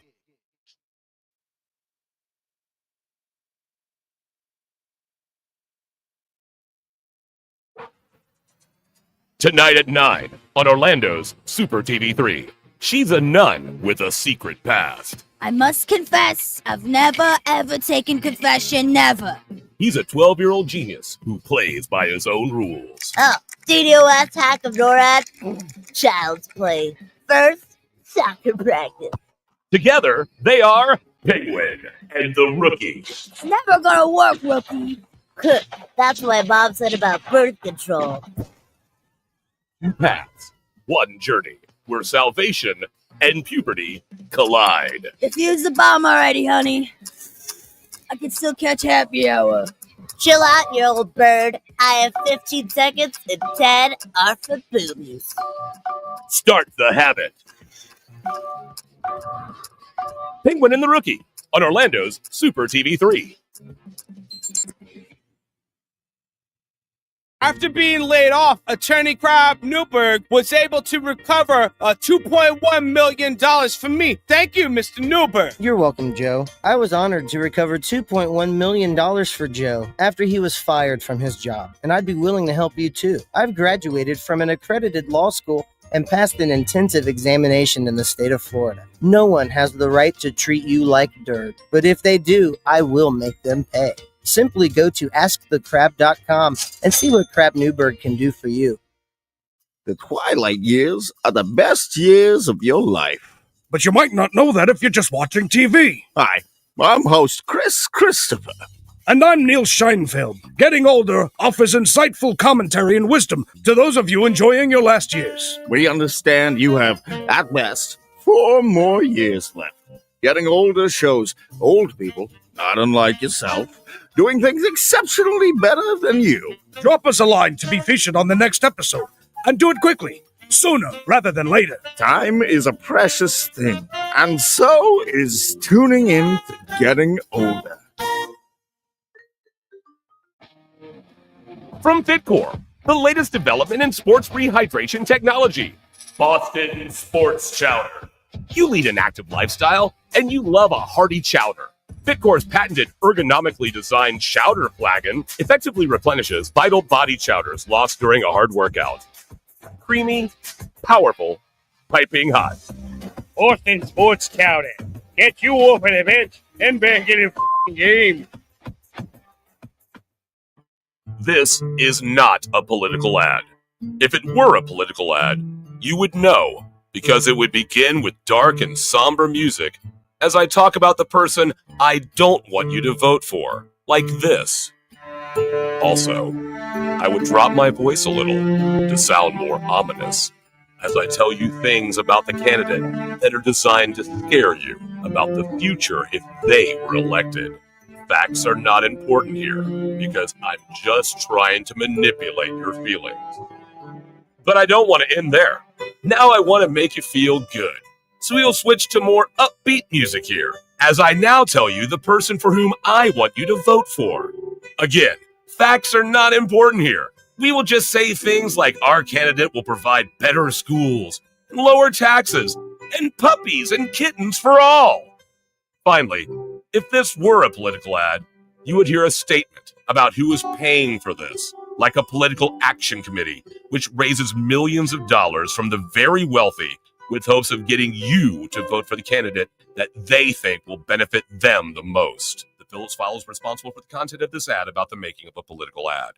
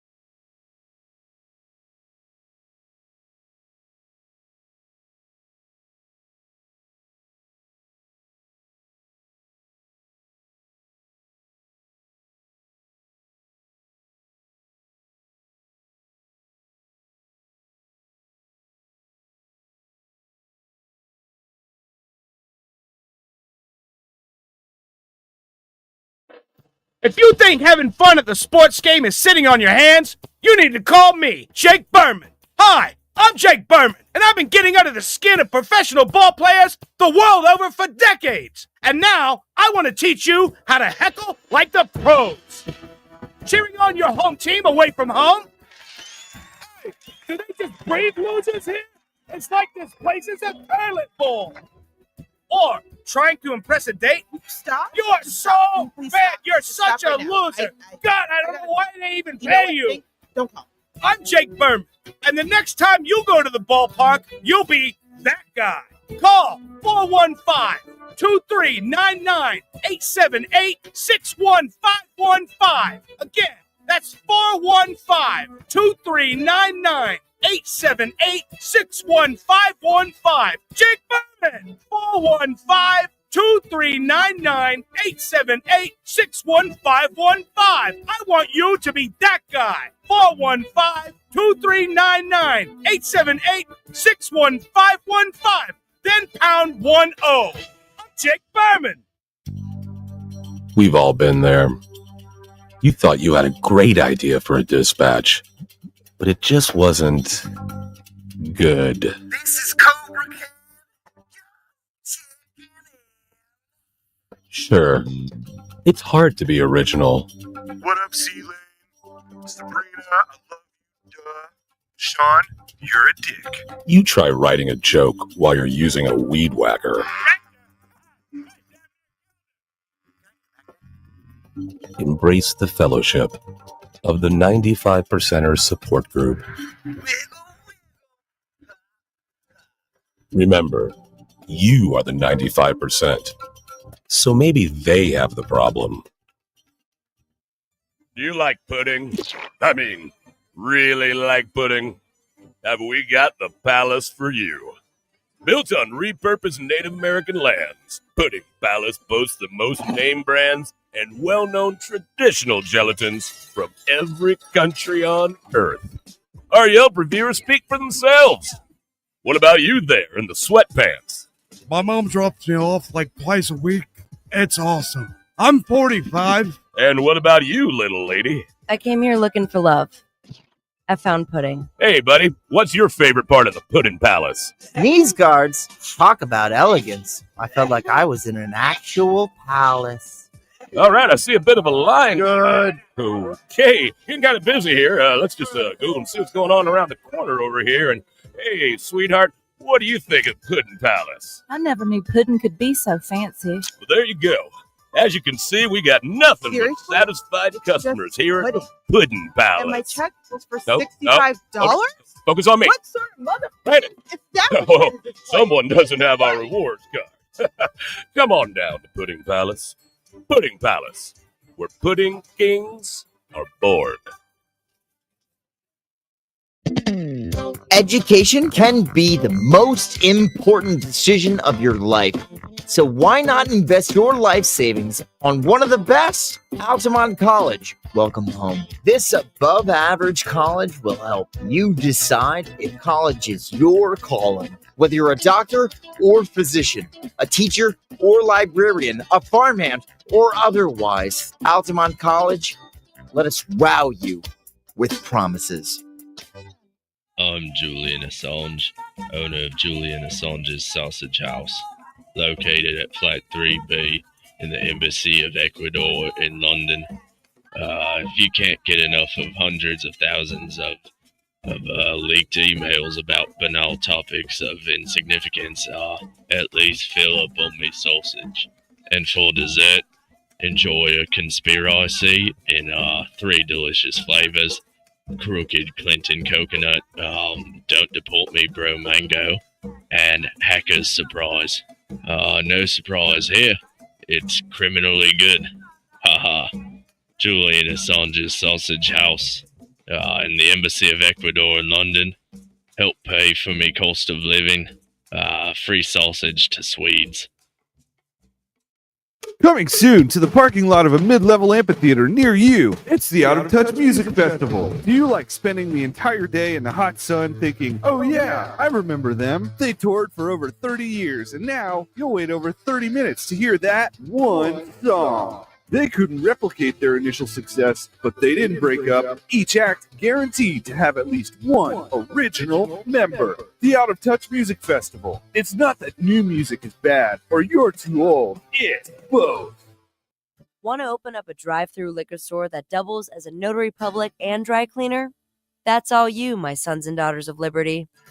Here at Badass Hangry Eagle Brewery, we've been bottling up freedom for over 6 years. And we encourage every American to embrace their God-given freedom with their lips. And just in time for this crucial election year, be sure to look out for our Devil's Advocate series of handcrafted beauties.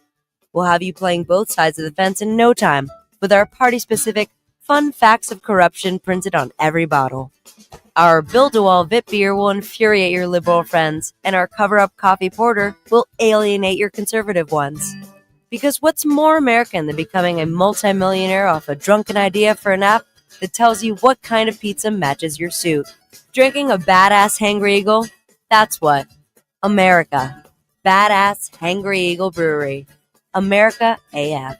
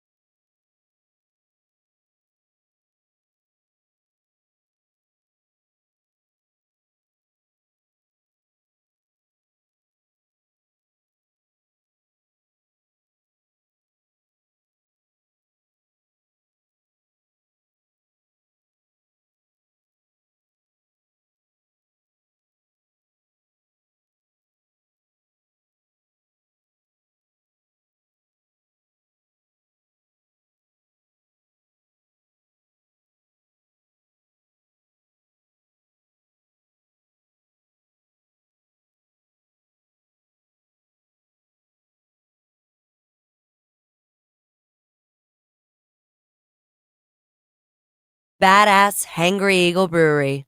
America AF. Baseball. Apple pie. Your grandmother's fried chicken. These are great institutions of the American dream. And let us not forget another icon of the greatest country on earth, a German-style Mexican imitation lager. Now that's America. Here at Badass Hangry Eagle Brewery, we've been bottling up freedom for over 6 years. And we encourage every American to embrace their God-given freedom with their lips. Want to work as a pedicab driver and play Pokemon Go all day while enjoying one of our Imperial Cuck Stouts? The badass Hangry Eagle says, "You do you, brah brah." Literally, we trained one. It says that. America. Badass Hangry Eagle Brewery. America AF.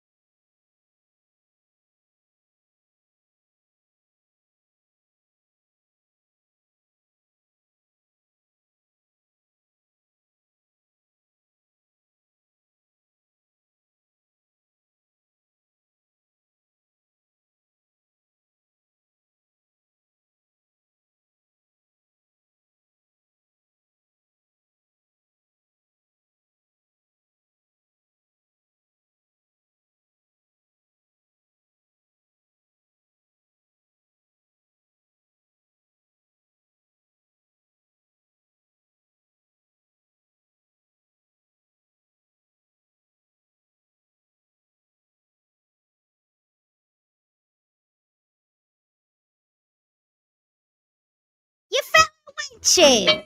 Are you looking for a buccaneer to bed? Or a first mate to swab your poop deck?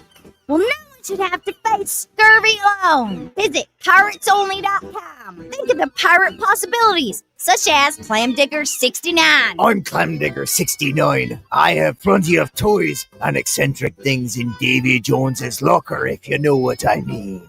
Again, that's Clamdigger69. But let's not forget about Make My Roger Jolly. I'm Make My Roger Jolly. Allow me to be the first one to truly discover your booty. I'm Make My Roger Jolly. Pirate 542. Arr, arr, arr. And Cabin Swain, too. Hey, don't forget about me. I'm Cabin Swain, too. You can come and frolic around my mizzenmast. I'm Cabin Swain, too. Find your buried treasure at piratesonly.com, where X marks the spot. I often wonder what kind of a future we're going to leave behind for the children, you know? Hey, John. Howdy, Dale. You all right? This is John.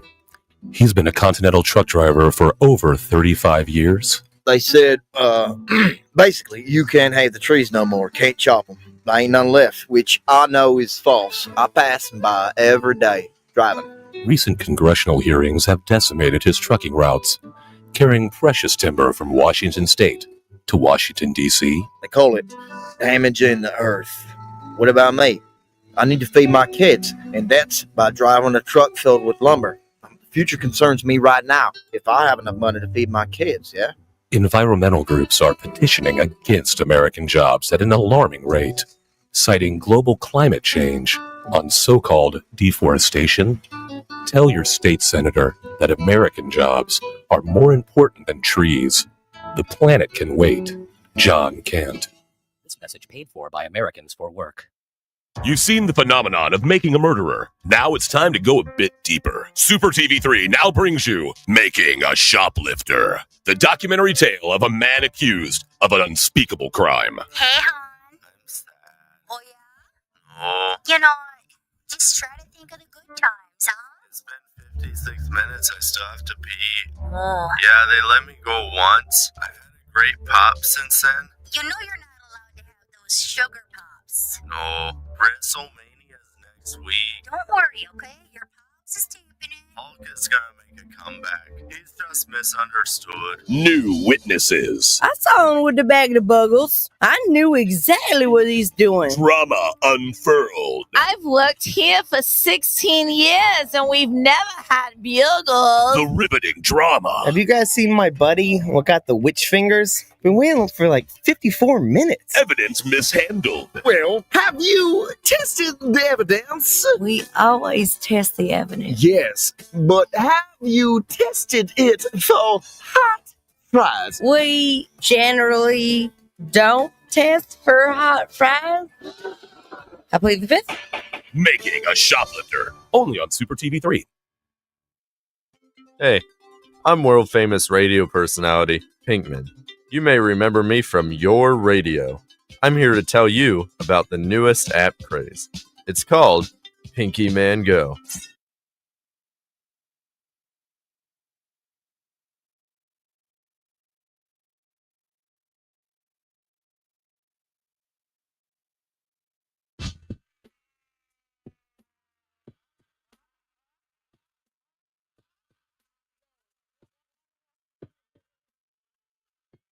Yeah. Make way, it's the Mexican rock star. Face of age, say mate, throw me in the cop car. Godzilla squad killer, really they all are. You only talk shit when I'm behind bars and not charged. Now every fight I take away from here, I charge. They want the greatest on these stages playing where y'all are. I can't hear the haters even, they say I got bars. I played arenas and stadiums, your stages at dog bars. Who made these corporations think that y'all got parts? Who got the United Nations with the way in the talk smart? I did it with the culture, now these voters want a chalk card. Congratulations, rookie, want a cookie, here's a Pop-Tart. You need me like Stevie needs a sense of perceiving. Y'all what AI is now, a copy needs deleting. You get your Welcome back to Pop Culture Radio. That is Matt Ills with the Mexican rock star. Oh yeah, man.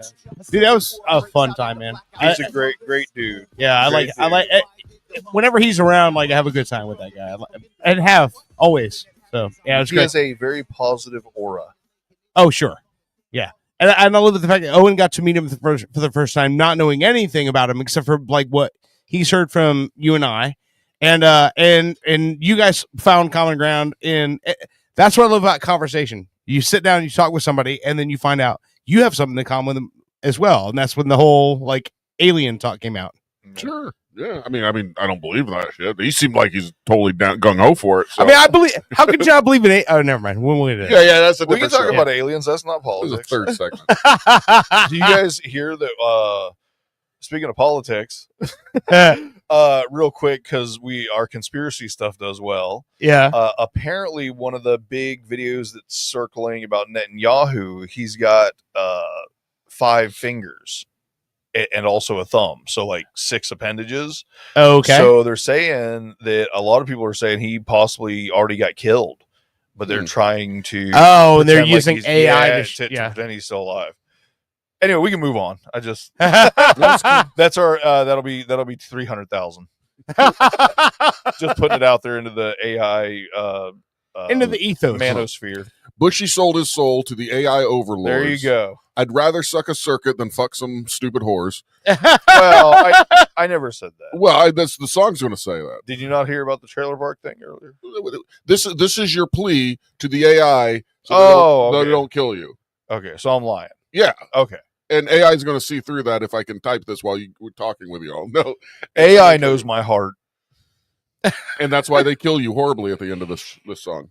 But I I'll mean, save that for another day. I'm telling you, as long as I can still play video games in the apocalypse, I will. I'll do what I got to do. You've seen Hostel. Wait. I know we wanted to talk about this with Matt Ills here, but he's not here. Can I play this clip that I've been sitting on for 2 weeks of 50 Cent? Yeah. Talking or not talking. Well, I guess recounting what's been going on. Okay. Yeah.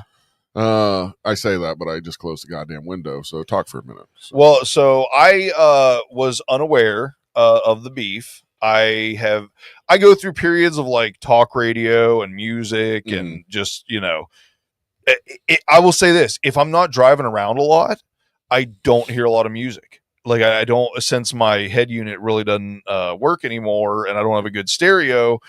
Once you're an audiophile and you've had a really good stereo, like I can't sit in my room and listen to music on my phone. Yeah. It's an impossibility. So unless I'm in the car, I don't listen to a lot of music, and I haven't been in the car a lot lately, so I haven't listened to a lot of new shit. What were we talking about? About the beef. The 50 beef. Cent. So I was not aware of the beef. What's crazy was when I looked it up, I did not know this beef started all the way back in like 2001-ish. I think it said something like that. And during that time, I would have been working a lot. and listening to talk radio. So I was not aware this beef started way back when. As far as I'm aware, it got revived because 50 Cent sent out some, it didn't say lewd, it said like questionable pictures of T.I.'s wife, Tiny, or something like that. Her name is Tiny? So I don't know who originally. Yes. Hold up. They call her Tiny. Yeah. I fucking screenshotted this. Hold on. Let me find that. Hold on. 50. While you're trying to find it on your computer, let me find. No, I got the video up. Oh, good. I left my phone out on the porch. Is this the one you've been wanting to play? Yeah. This Okay. this is basically 50 Cent saying like what these kids are doing and like how he's, and it's I'll just play it. Let me. All right, go ahead. And T.I. and that little bat is King Harris. They think putting a picture of my mother on a t-shirt makes them tough. Think posting her headstone online is gonna break me. Listen, you dumb motherfucker. I don't need. I'll pause it for a minute because they do show these guys dancing at his mother's headstone, and this one guy has a T-shirt with his mother's fucking face on it. Yes, I mean, yeah, not like this T-shirt with Bushy on it, but this was meant out of love. To write a song to come at you. I just need to make a few phone calls. That little punk's pathetic little music career, done. Starting tomorrow, ain't no platform going to play King Harris's music. Ain't no label going to sign that kid. He wants to be a star. Tell him to go back to Instagram Live. That's the only place he's got left. And you, T.I., you still think you're a big shot? I already got my lawyers working on the paperwork. You put a dead woman's face on your clothes? That's emotional distress in any state. $5 million is just the opening bid. I'm going to make you fight this lawsuit until you have to sell those diamond-studded pants you love so much. And on top of that, I'm putting up billboards in New York, Atlanta, and L.A. on a loop showing exactly what you did. I'm going to make you get on your knees and apologize at my mother's grave. I want the whole world to know that T.I. and King Harris are a couple of dead beef, disrespecting clowns. All right. That was it. So, I mean, that sounds well. Here's pretty what fucking serious. Here's what I don't understand about the beef. I didn't look super deep into it yet, and apparently I didn't screenshot what I thought I did. But so, oh my god, maybe this drink was better than I thought. And god damn it, well, I'm having a moment. You were talking about the pictures that 50 Cent posted of the wife. What I don't understand is why all of a sudden there's like a bunch of other rappers jumping in this beef and everybody seems to be on T.I.'s side. Like there's a ton of different diss songs apparently from different rappers towards 50 Cent. And the only thing that I'm excited about so far, like I said, very limited. I probably should have researched this a little bit more since we were going to talk about it. But Papoose, who in my opinion did one of my favorite rap songs of all time, The Alphabet Slaughter. Okay. Where he raps the entire alphabet A to Z, and he only says words of that letter from A to Z, and then he goes all the way back Z to A. Oh, and okay. every single letter except for like X and Q or so. There's a couple that, you know what I mean, there's just like not a lot of words. Yeah. It's pretty sure like almost every other letter he does like 15, 20 words. Have you guys ever heard Alphabet Slaughter? No. Oh All right, my we'll have god! to listen to I was it, about to say, yeah. remind me, and on the patio, I'll show that. But anyway, Okay. Papoose, who I haven't heard, I think he does still have a successful career, but he's kind of like underground. I hadn't heard. Let's just say he hasn't popped up in my feed. You know what I Okay, mean? Like, yeah. He's not like doing big things, but was always one of my favorite lyricists. And to know that now all of a sudden he's jumping in the 50 Cent beef. And he's Is that T.I.? Yeah. All right. So basically, T.I.'s wife isn't as hot as she used to be, and he posted that picture, 50 Cent. Okay. So he's body shaming. That's kind of not cool. I just does it say what the original? I forget what the original beef was about. I know I'm so mad. I thought like I said, Hold on. took a picture of. Let me play this clip. This is 50 Cent actually talking about it. I guess like when it kind of started. And it's a two-parter, man. You know, I gotta continue 50's savage rampage on the industry. Now, if you haven't been keeping up with the T.I. and Tiny situation, right now they are going through a PR nightmare. This is posted by I thought it was 50 Cent himself, but no, it's DJ Cree Beast. I don't Okay. know. All right. Okay, so apparently the original beef all the way back started when T.I. accused 50 Cent of backing out of a scheduled, mutually agreed upon versus match, and subsequently trolled him on social media, in which T.I. deemed a disrespect to his family and principles, leading to personal jabs and diss tracks. So apparently, oh Jesus, He put her face as the Mr. Jefferson. Oh, that's horrible. So apparently, way back in the day, T.I. started it because they were supposed to have a battle, and Okay. 50 Cent didn't show. Okay. And I think 2001, T.I. would have been new enough in the game that would maybe be an event that he was like financially involved in. Yeah. You know? No, but still, I mean, no. Yeah, if you have a beef with it's T.I., saying leave that, his wife 50 alone. Cent almost basically pretended he had no idea this was even supposed to happen. Oh, yeah. So Discredited him. Yeah. Yeah. Oh, jeez. So what you were just saying, Owen? I don't know what I was just saying. I can't believe this is going on. I mean, like when you have a beef with somebody, you don't attack their wife. You attack the guy. So I can see why T.I. came back and like, you're fucking with my wife, I'm gonna dance on your mother's grave. I mean, like, this is stupid how things keep escalating, guys. Just settle down and make music. This is what drives me crazy. And this is like why I like a rapper like Matt Ills, man, with the bad skills over here. Like, he ain't wasting time on this bullshit. He's out there making actually positive kind of rap. It's fucking awesome. This bullshit does make a lot of money though. And, Yeah. And don't you think for a second that T.I. and 50 Cent don't both know they're going to make some money off of this? Yeah, if 'cause it the beef goes makes money, yeah. And that's also why I'm sure other rappers are jumping in it. I just haven't figured out why everybody is jumping on T.I.'s side. Can I tell you why? Yeah. I think because one of them is hoping that they strike enough of a chord in 50 that 50 comes back at them, and then all of a sudden his attention is on some guy.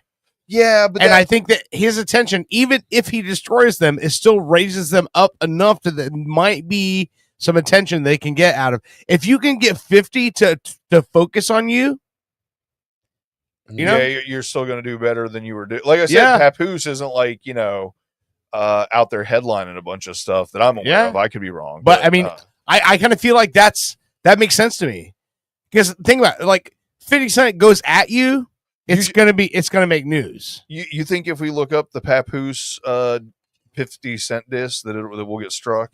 You think? I have no idea. I mean, it's a diss track. It's not like and it's brand new. Huh? See, if you don't care, see if you can find the Papoose 50 diss and you play just a little bit of it. Are you looking for it, Owen? Yeah, Papoose. Yeah. This is 50 Cent. This is 50 cents. Mhm. I like 50 cents with an S. Yeah. Video. We're looking for video, right? Yeah. Mhm. Like I said, Papoose has just always been. Every time I hear him come out with a song, I love his wordplay. All right. There's a lot of I don't know, people talking about it. So Okay, all right. I don't know which one's which. Looks like Papoose Yeah. said, "Hey, I'm Yeah. going to drop Nah. a freestyle for Mr. Yeah. It's hard to tell. Original. I literally just typed Papu and it came up 50 Cent diss. It's not The Simpsons. Yeah. Every video is somebody talking about it. Okay. Yo. Fuck Curtis Jack. That's what came to mind soon as I heard the track. Ball spitting lyrical, condescending. Okay, so this is another rapper saying "fuck 50 Cent." Okay, blah, blah, blah. yeah, okay. All right. So anyway, I don't know whether. All right, we'll find it. We'll find it. We'll play it. We'll find it now. No. Ah. I'm looking. I don't see it. Now that I Oh, talk who shit was about the death that you were gonna wanted to talk about? Was that the football player? Yeah. Oh, okay. But you had one as well, Bush? Yes. Hold on, I gotta find the right picture. Because I also had one. Phil Campbell from Motorhead passed away yesterday. Lord Sear, the radio host and rapper who hosted GTA's Game FM. Oh, wow. And also worked on Eminem's radio channel Shade 45, has died at 52. Oh, wow. But that's a big one, man. The whole Game FM from GTA, that was whenever you're playing that, that was the best radio station in a game ever. And honestly, I'm going to say till this day that I'm aware of, it really felt like you were just listening to the radio, 102 jams or something, driving down the along, fucking yeah. road. Yeah. And shooting hookers. Dude, he was a large guy. He was a very large guy. Yeah, I didn't see why or anything. that was one I was like, oh shit, How did you say 52? 52 years old. So fucking young. That's young, man. Jesus Christ. I like that we're saying that's young now. 10 years ago, we'd be like, You're fucking young. old. Well, ass they man, lived a full 52. life. Yeah. For me, that's 4 years. Oh my God damn it. Oh, and he was. So I'm gonna say that's fucking young. Yeah. That's crazy. So, but all right. I don't know. Does anybody else got anything? Or are we good? I think I'm good. I mean, I think we had a full. Hold up one second. I think talk for a second. I think I had one more thing. you have one more thing. Find it. One more. Okay, how about I play the tiny? Oh yeah. Do you guys know Tony Jaa, the Ong Bak guy? No. You don't remember Ong Bak Thai Warrior? Tony Jaa. He was basically like the new Jackie Chan. He did the Protector movie about like saving the elephants, and he does all his own stunts and shit.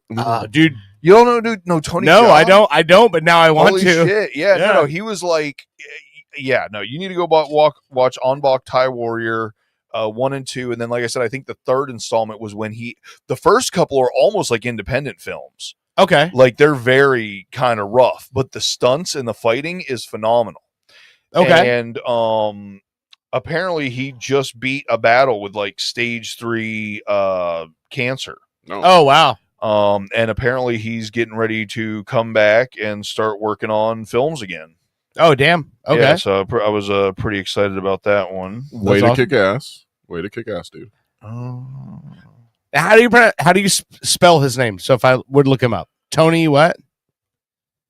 Oh shit. TonyJaa. Okay. All right. Yeah. Wins real life with stage 3 cancer battle. Okay. He punched it to death. That's weird video game news. So we're all the way up to Diablo 4. Yeah. But Diablo 2, people still play it. Like it's still considered the GOAT, you know, in the series. Yeah. And they just released a whole new thing where it's a whole new DLC and a bigger part of the game. And we're talking about a game that's fucking 18, 20 years old at this point, something like that. Are they still adding to that game? Yes. Yeah. Oh, wow. And it still has a full community of people that play every day.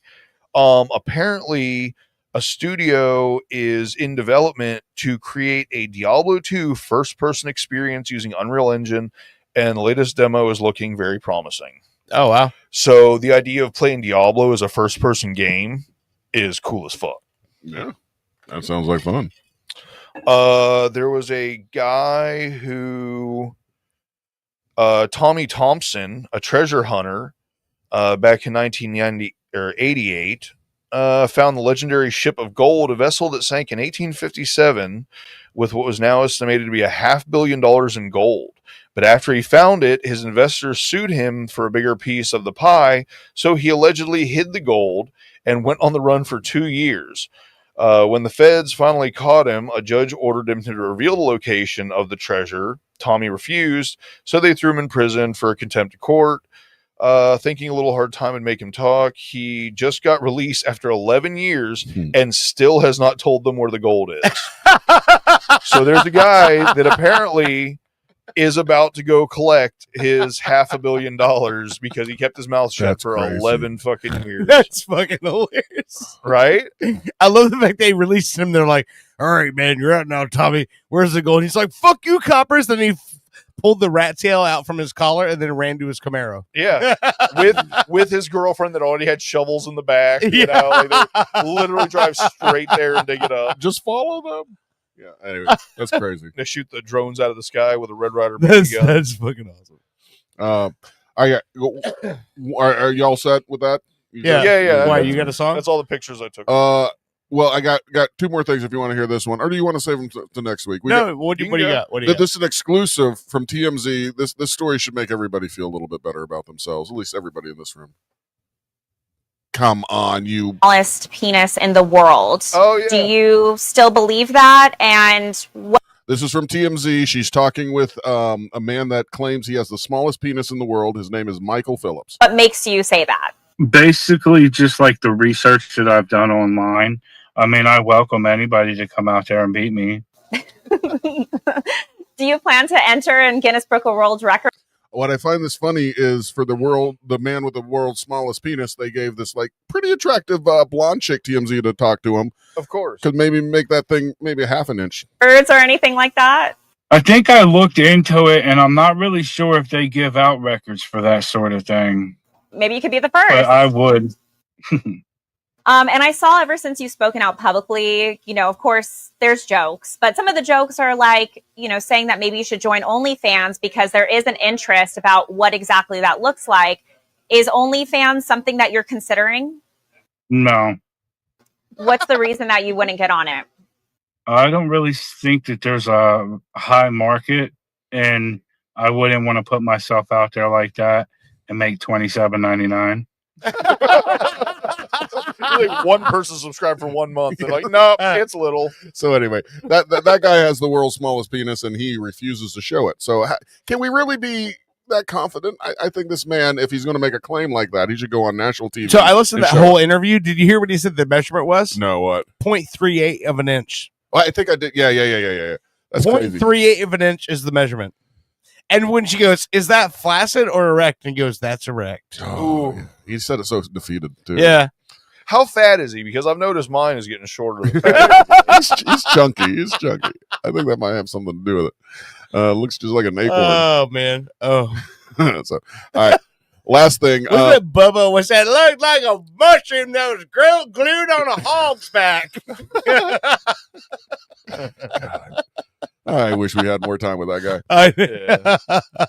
All right, there's That's a very graphic It description when someone goes, it looks like a mushroom that was glued on a hog's back. And I'm like, okay, I immediately know what that looks like. You can almost smell that statement. Yeah. A mushroom on a hog's. Oh. Yes. So, all right, there was one song. It was kind of a rap song that hit number one in the 90s. I, of course, AI'd it to something different so we wouldn't get flagged. Okay. I want to see which one of you, and it would have been cool if Matt Ills was here because I would like to hear his take on this rapper. Okay. And but let's see if either of you. 1990? So well, wait, in what, the you 90s. turned a In the rap, 90s. You turned a rap song into a different song? Yep. Yeah. Okay. Yeah. Whatever song like hit number one on today, like in the pop culture history, I change it a little bit. That way we won't get flagged. And I changed this one, which was, a male rapper. I turned it into a female country song. So, okay. Ready for this? All right. When you can figure it out, you let me know. I like the fact you think this is country. This is not country? I mean, by nowadays standards, this is country.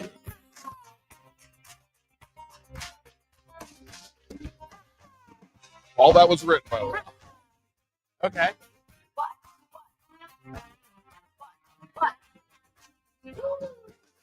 On your mark, ready, set, let's go. Dance for pro, I know, I go soccer when my new joint hit. Just can't sit, got to get jiggy with it. That's it. Will Smith. Yeah, Will Smith, get jiggy with it. All up in my eye. Because nobody else has ever released a song with Get Jiggy with it. I kind of like this country version a little bit. Wishing he was dancing You would. jiggy with his Redneck.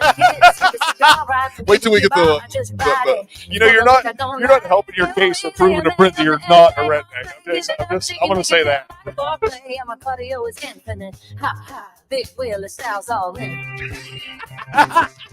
Getting jiggy with it. This is what Dolly Parton did her off here.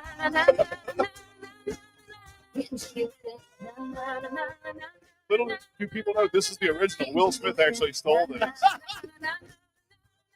Anyway, that's the country version of Get Jiggy with It.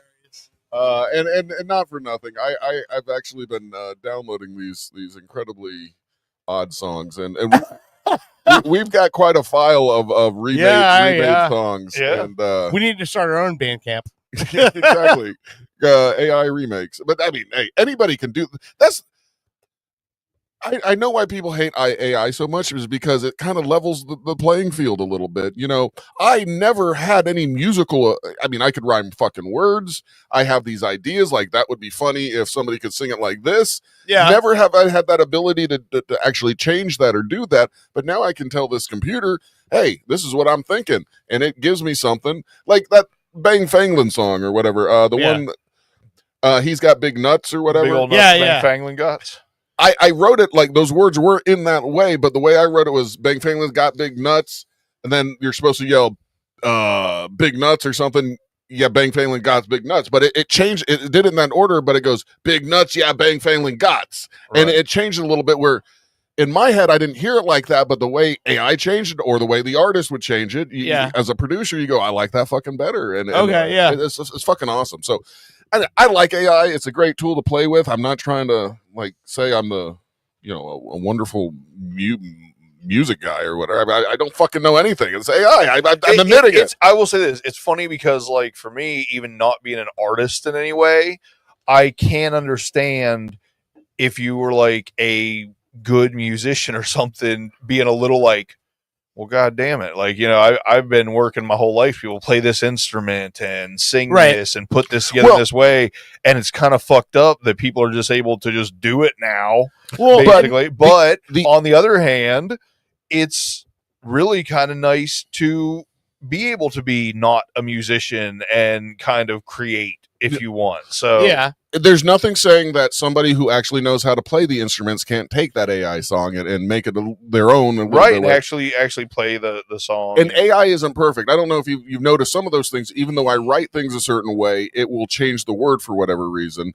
Like in that one song I was saying, the squirrels were scared that their day had come, and then the next line was that their hunter had come, kind of to match, but it changed it to like that bear hunter came or something like that. So AI still isn't perfect, but it's a beautiful fucking tool to get your AI, your idea out there and say this is what it could be, and sometimes it fucking hits a home run. Did you finish? I forgot. Did you actually type in whether or not like it knew that I was going to serve AI and that like what it thought about that? No, I did not do that. You want me to do that? I mean, it's up to y'all. We can do it next show if you want. Let's do more next show.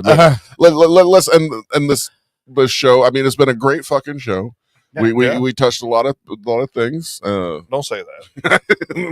And this is the first show we've ever done that's 4 segments since the day that we tributized Mr. Bubba Whitbass Wilson. Oh wow! Yeah.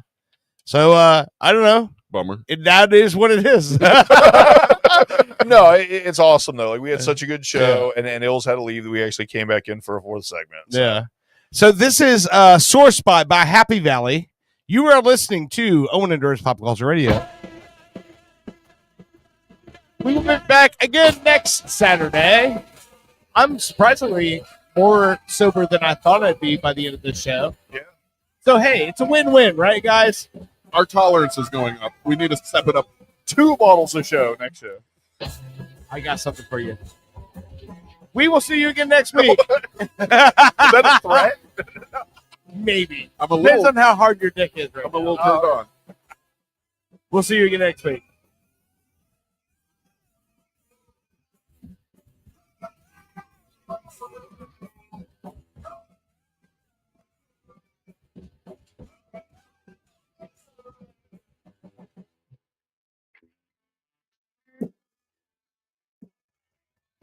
Pop Culture Radio has been a weird Florida production. Like and subscribe on your favorite platform. Thank you.